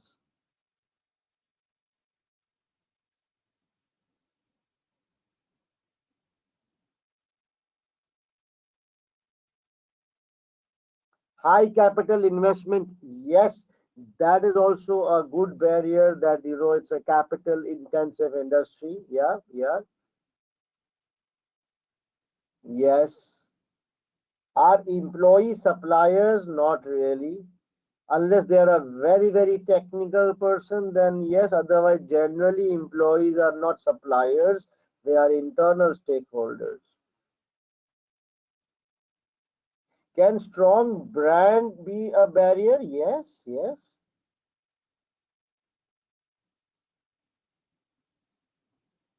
Very nice, very nice. So you have to mention high or low, okay, for threat of new entrants, and how you will decide by looking at barriers. The fourth one is threat of competition. Again, you have to say in your answer whether, in your opinion, the competition is high or low. Straightforward data will be given to you in the exhibits. What are the keywords? So the case will talk about competition or rivalry, or it will tell you the number of competitors. Market share, that's a very important word. Market share is linked with competition. So market share, from that you can judge whether the competition, you are a market leader or you have a very small market share. Patents and franchise, they also kind of affect the competition. So if there are, okay, so if there are, if I have taken patents and franchise, the competition will be high. If I have taken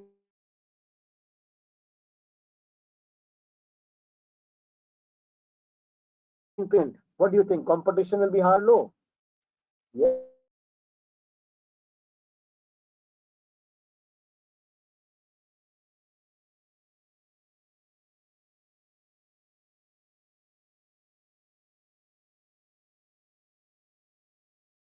it will be low, because patents and franchise, yes, it will be low, because patents, it protects me, it as well as the new entrants. Nice. And the last one is threat of substitute products.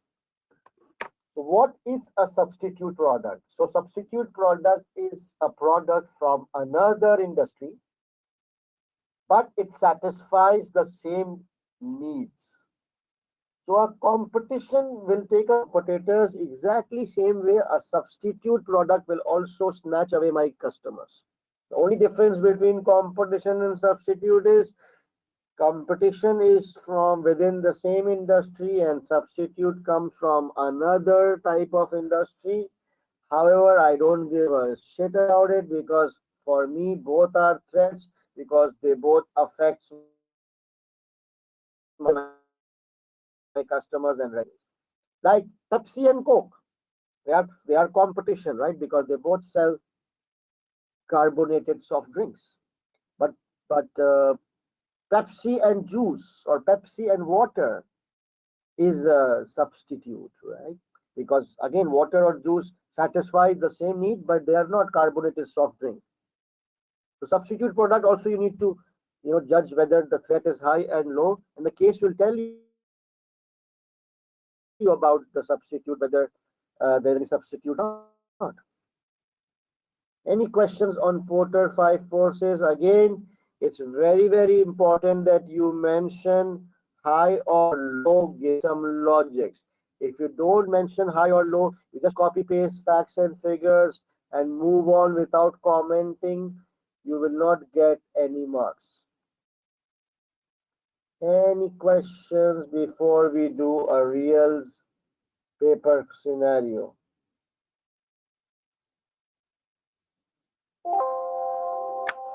What happens if some of the aspects of the model are missing? Very interesting question. Someone asked, what happens if some of the points of the model are missing? Did I say in the start that in SBL, the emphasis on models is quite low. And anyone who doesn't use a model can also get marks. So with this sentence in the backdrop, now you tell me, in case one or two factors information is missing from the model or from the case, what to do? You just ignore it. Okay. If any information is missing, you just skip the heading. Doesn't matter, because the model is in SBL, the model, the focus on the focus is not on the model. The focus is on actual practical answers. So if any of the information is missing, you just ignore the heading and move on. No big deal. Never ever get stuck in a model in SBL paper. You can start with a model, you can give broad headings, and then don't worry if one or two headings are missing. Can we mix two models? Why would you want to do it deliberately? If your answer is logical, I don't care. Again, as I said, it's the focus of the examiner is not on model. The focus of the examiner is on the outcome, the answers, the logical answers. So even if you mix 10 models, says analyze the strategy.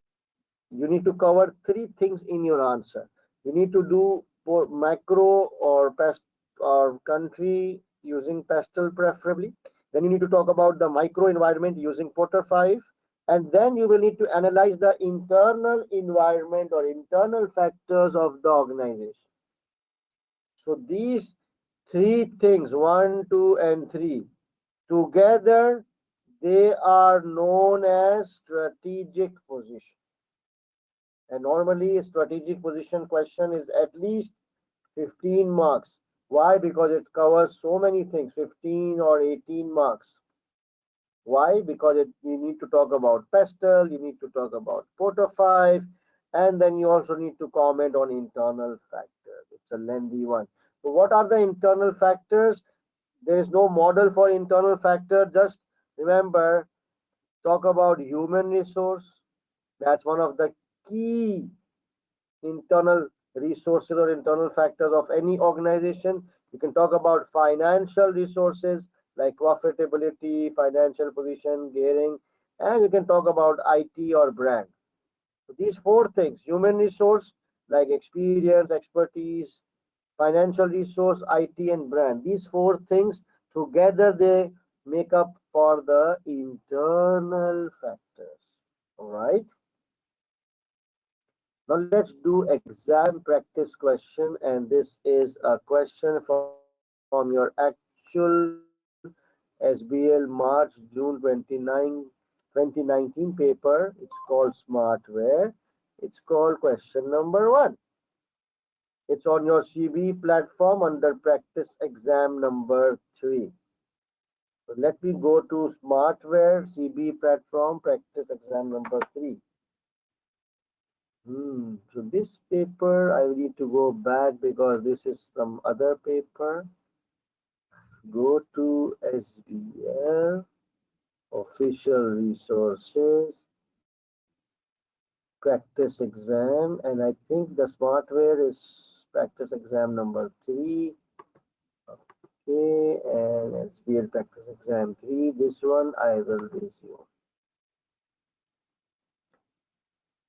Right, so I've got this question in front of me. It is Smartware question number 1A. So let me open the Word document before I do anything else. I just reduce the size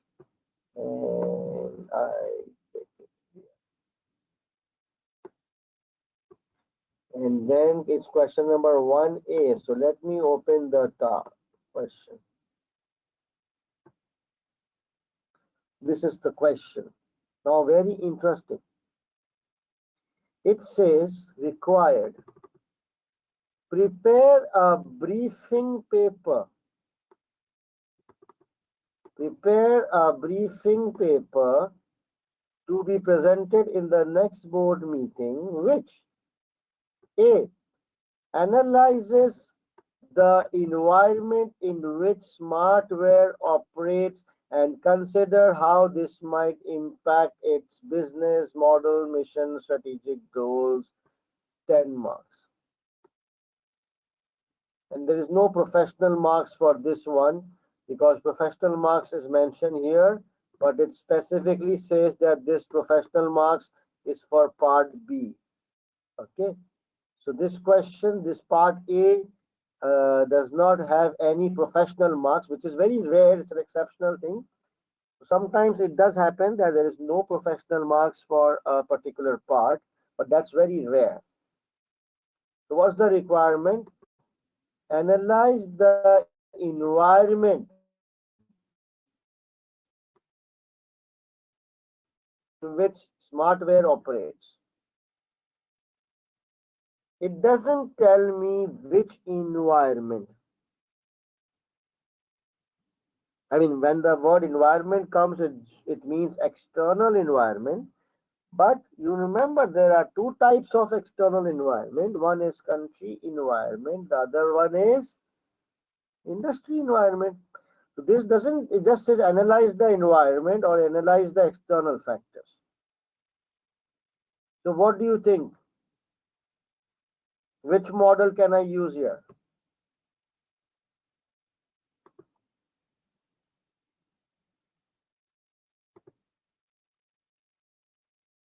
Most of you are saying both. Very good. Very good. That because it's size or classify whether he wants us to talk about macro environment, country environment, or micro or industry. That is why I will go for both. But however, all of you were right. However, I want to show you something interesting. First of all, how much is the marks for this? It's only 10 marks.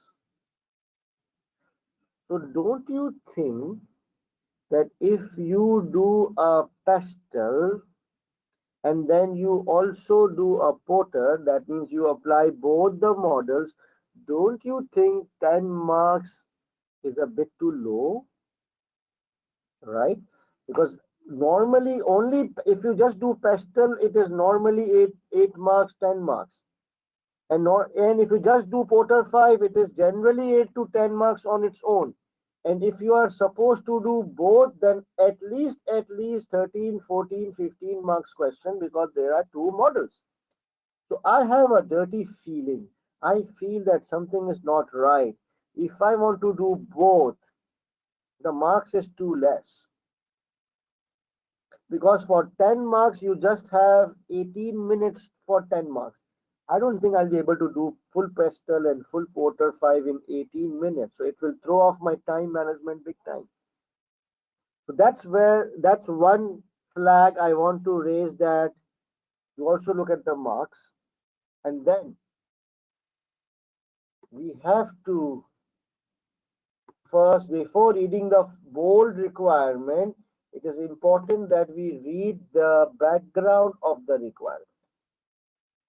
Right now, what we did was we directly read the requirement and it was deliberate. But sometimes the examiner is very sharp. He mentions some details in the unbold portion before the requirement. So I'm not going to read everything because we are short of time, but can you read this line? It says the board of smartware wants to fully understand how the general environment is impacting the company. Now, how many guys are CFOs here? Are you able to see the keyword? They want to understand how the general environment is impacting. Can you remind me? General environment is which environment? Very nice. It's the country, another word for country environment. The directors are the board are just interested in the general environment, and hence which model? Only PESTEL. So I told you two things. One, that it is important to read the background before the requirements. Sometimes some important information or hint is provided in this background. Never directly read the requirement because you might miss some information. And then you can also judge from the marks, okay, that something is wrong. Similarly, if you feel the topic is very small and the marks is very big, again you should reread the question just to see that you are not missing out anything. So this is the smartness which a CFO has. We need smart CFOs, right? Not dumb CFOs. So this is where your mind should say, hello, the marks is too less. Something is wrong. Let's recheck. Is that possible? Good. So now we know. So now what is the and now format is briefing paper. So we will draw a briefing paper. But can anybody tell me this briefing paper is for part A or for part B or for both? Can you guess that this briefing paper should cover both part A and part B or any one of them? Yes, this briefing paper needs to include two things, A as well as B. So I would now make a briefing paper which will include both these things.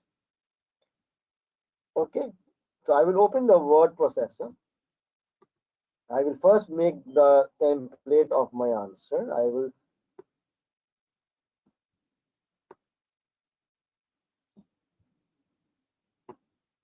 okay, so we require what? A briefing paper, or is it a briefing note? It's a briefing paper. Okay, I copy the briefing paper, Control C here, paste, paste, paste, briefing paper. Then what happens? It says to, from, subject, date. Okay, I will quickly make it heading 1 and center and underline. 2. Who wants this? Prepare a briefing paper to be presented at the next board meeting. So whom should we address to? Please tell me.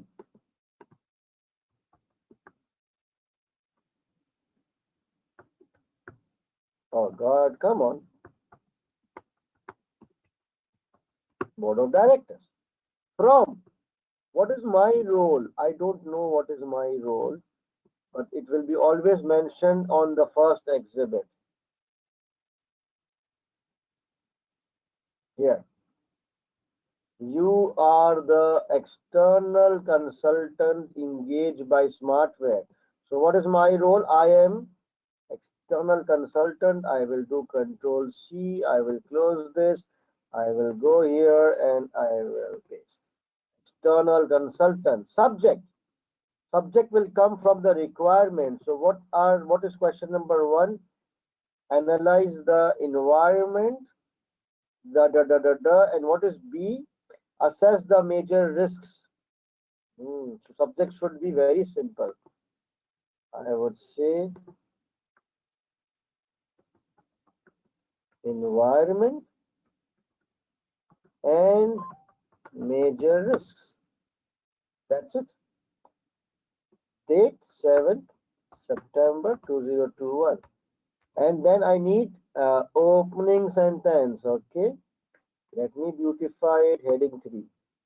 Opening sentence. This briefing paper. How do I draft it? I'll just copy from analyzes the environment in which smartware operates. Enough. I will copy this. I will go to the word, I will paste it here. Analyzes the environment in which smartware operates. And what was part B? Assess the major risks presented by current business model. Control C, I go to my Word document and I simply paste it. And assess the major risk presented. That's it. Now I will say the first one is general environment. This is a what requirement 1B, 1A, right? Question 1A. I will just centerize it. I will look at very sexy general environment, and then I will say which things we need to cover. We will say political, economy, social, technological, ecological, legal, right? These are the broad headings. Okay. So I created the answer template first. Do you think this looks sexy? I'll just show you here. Here, do you see that? It looks nice. This is how the examiner sees. There's a broad heading says briefing paper, and there's a two, there's a from external date, opening sentence is here, and then general environment, and then I gave subheadings, and then I will create another for risks as well. So the main thing was in the format I covered both part A and part B very smartly in the same briefing paper. So any questions on the format? Are you okay with the format, the layout before I link the answer and draft the answer?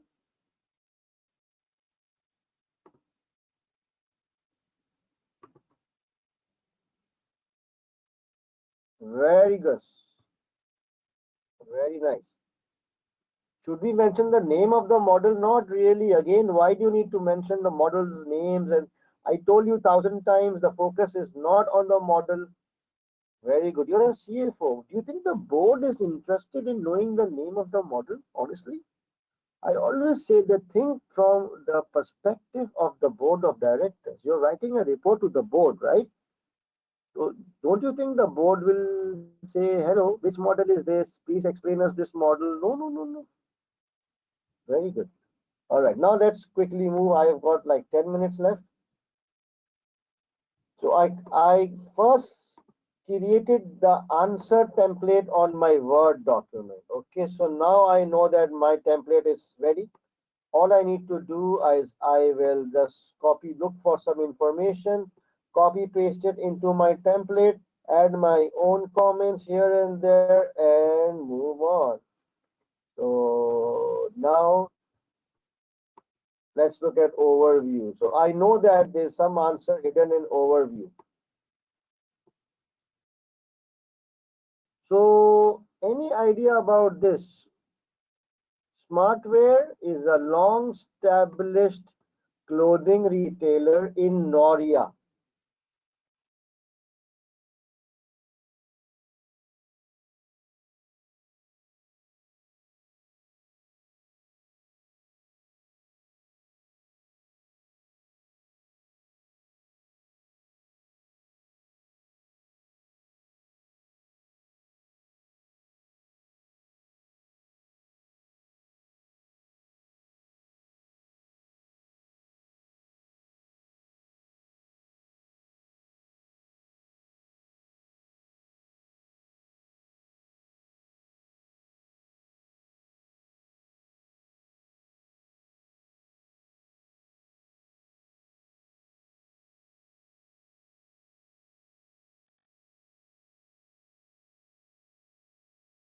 just paste it here.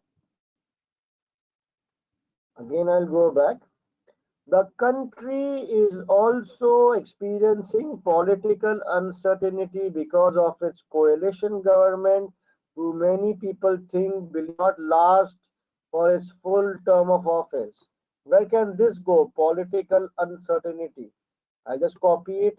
I'll go here and I think it should go under political because of the word political uncertainty. Now, these two factors have contributed towards record high levels of unemployment, low business confidence, and steady decline in the standard of living. This is the impact. So, unemployment, where will it go? Standard of living, all this is part of think.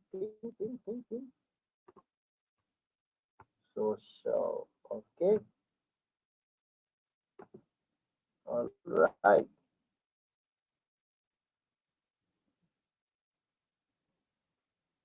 What about this? During the recent economic downturn, we all know that economy is not doing good.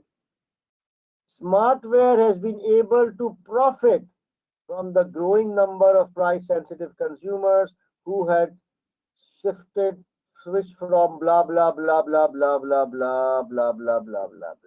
So is this is telling us that because of the economic downturn, it was in fact good for us.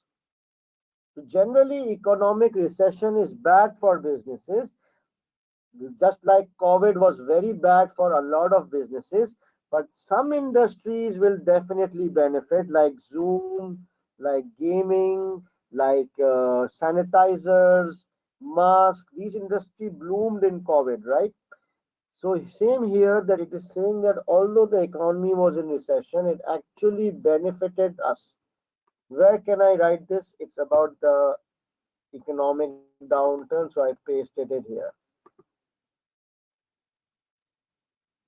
And then what about, there is one more exhibit. I know this, that's why I'm going directly to this. So there's one thing, Herald, one exhibit, Noria Herald article.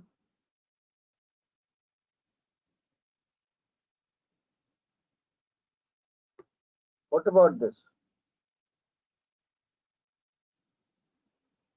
A recent report issued by Finance Ministry has forecasted negative economic growth. Again, you know, where will it go? Here. You see the pasting is not good. Do you see the pasting? I'll fix it later or maybe now.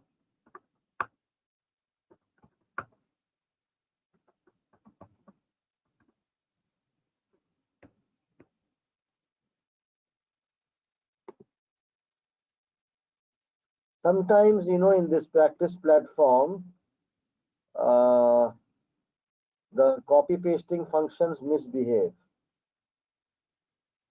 Finance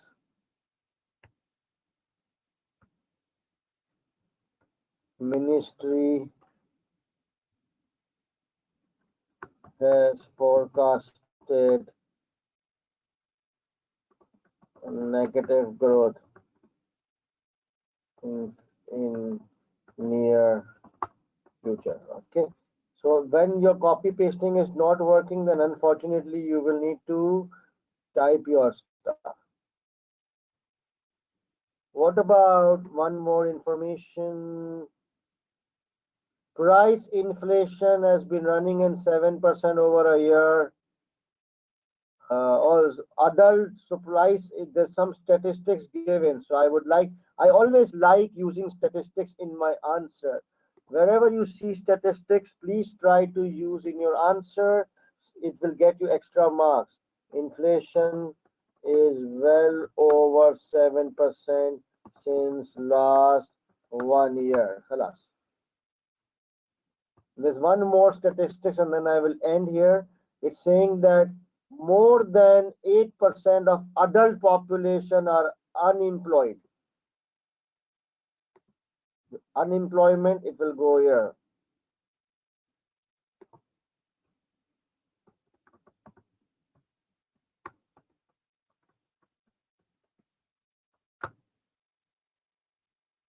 Right. So we brought a lot of points, right? So now we need to say whether it is favorable or unfavorable and try to add our comments and impact. So what about political? I would say that Noria is experiencing political uncertainty because of his baba baba baba baba baba. Is this favorable or unfavorable?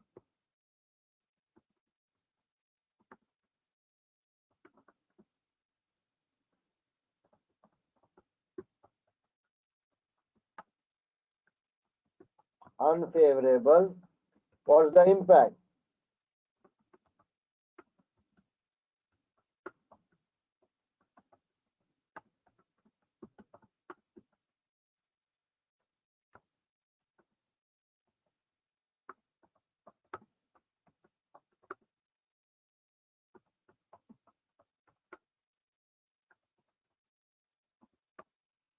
Guys, please have a look. I just, added my own stuff. Very simple. This shows that the political environment is unfavorable.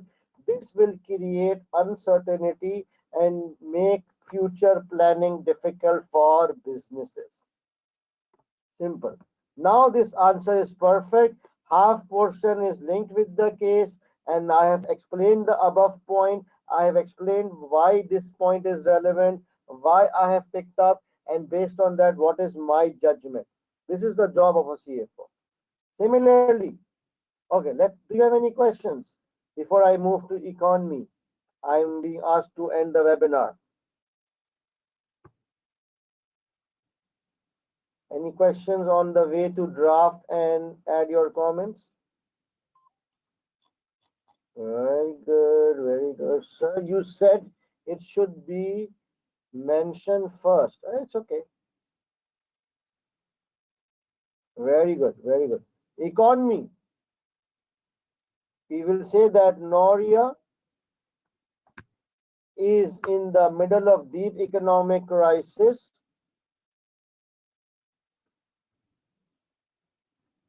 Finance Ministry has forecasted negative growth for near future. Full stop. Inflation is well over 7% since last 1 year. These are all the facts. Now, although the economy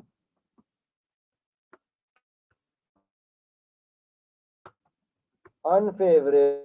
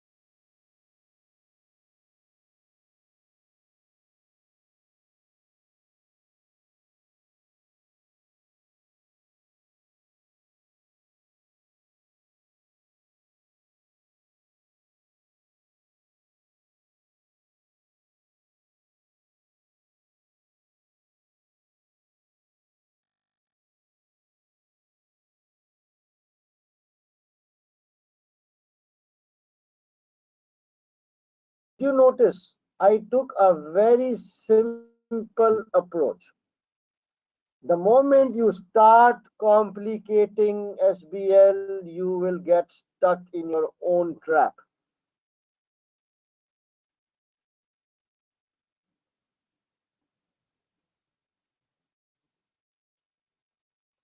So, how many points are needed? Very good question.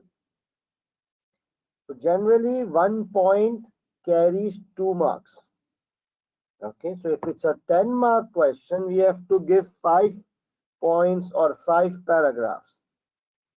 So political, we gave 2 points. Number one, we first identified the scenario, and number second para was our comments.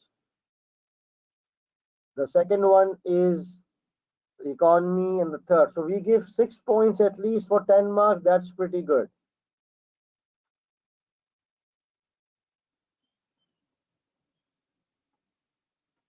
Partial requirement. Why do you think I answered partial requirement? I did a full general environment. Whatever is the information available, I use that. Why do you think it's a partial requirement?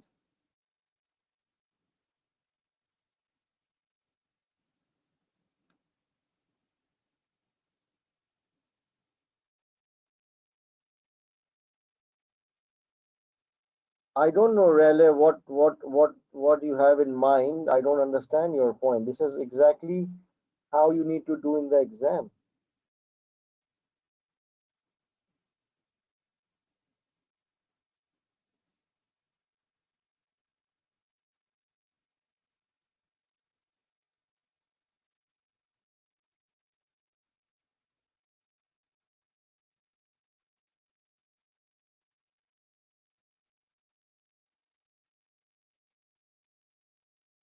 Yeah, part B, we did not do part B of the question. You are right, because you have not studied risk, right? I just explained pestle, so I just showed you pestle.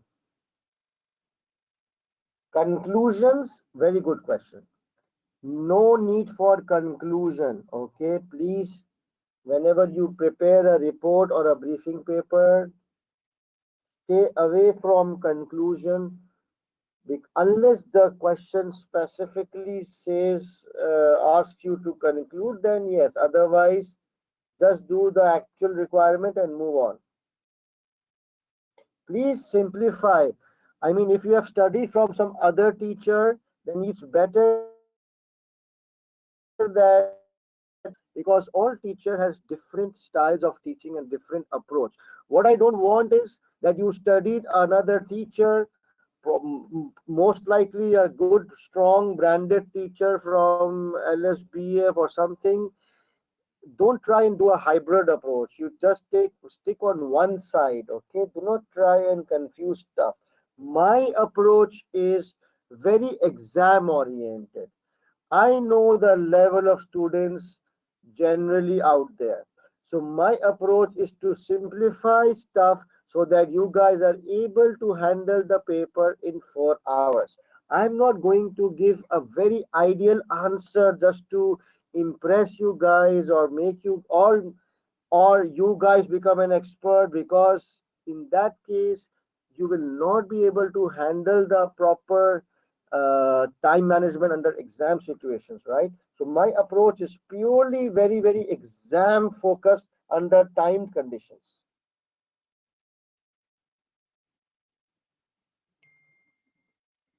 So guys, this is a reasonable answer. I have given 6 points. You see, there's social. I have mentioned the facts and then I added my comments. This will be considered as 2 points. Economy, I mentioned all these 1 points. This one is another point. This one is another point. So all these points, this is a point, this is a point. These are all points. So if you get 1 mark for each of them, one, two, three, four, five, and six. 6 out of 10 is not bad if you're on time. And remember, there is no professional skills here. Otherwise, you would have got another 1 or 2 marks on professional skills because I gave a very nice format. All right, guys, I need to wrap up now because there's a slight overrun. So I hope you guys found today's session helpful. And tomorrow will be another day, but tomorrow we will be doing more question practice. Today was all about setting the tone right and the foundations. So, with that, I would like to say good night to you, all of you, and hope to see you tomorrow, sharp 8:30. Till then, guys, you guys take good care, stay safe, and good night.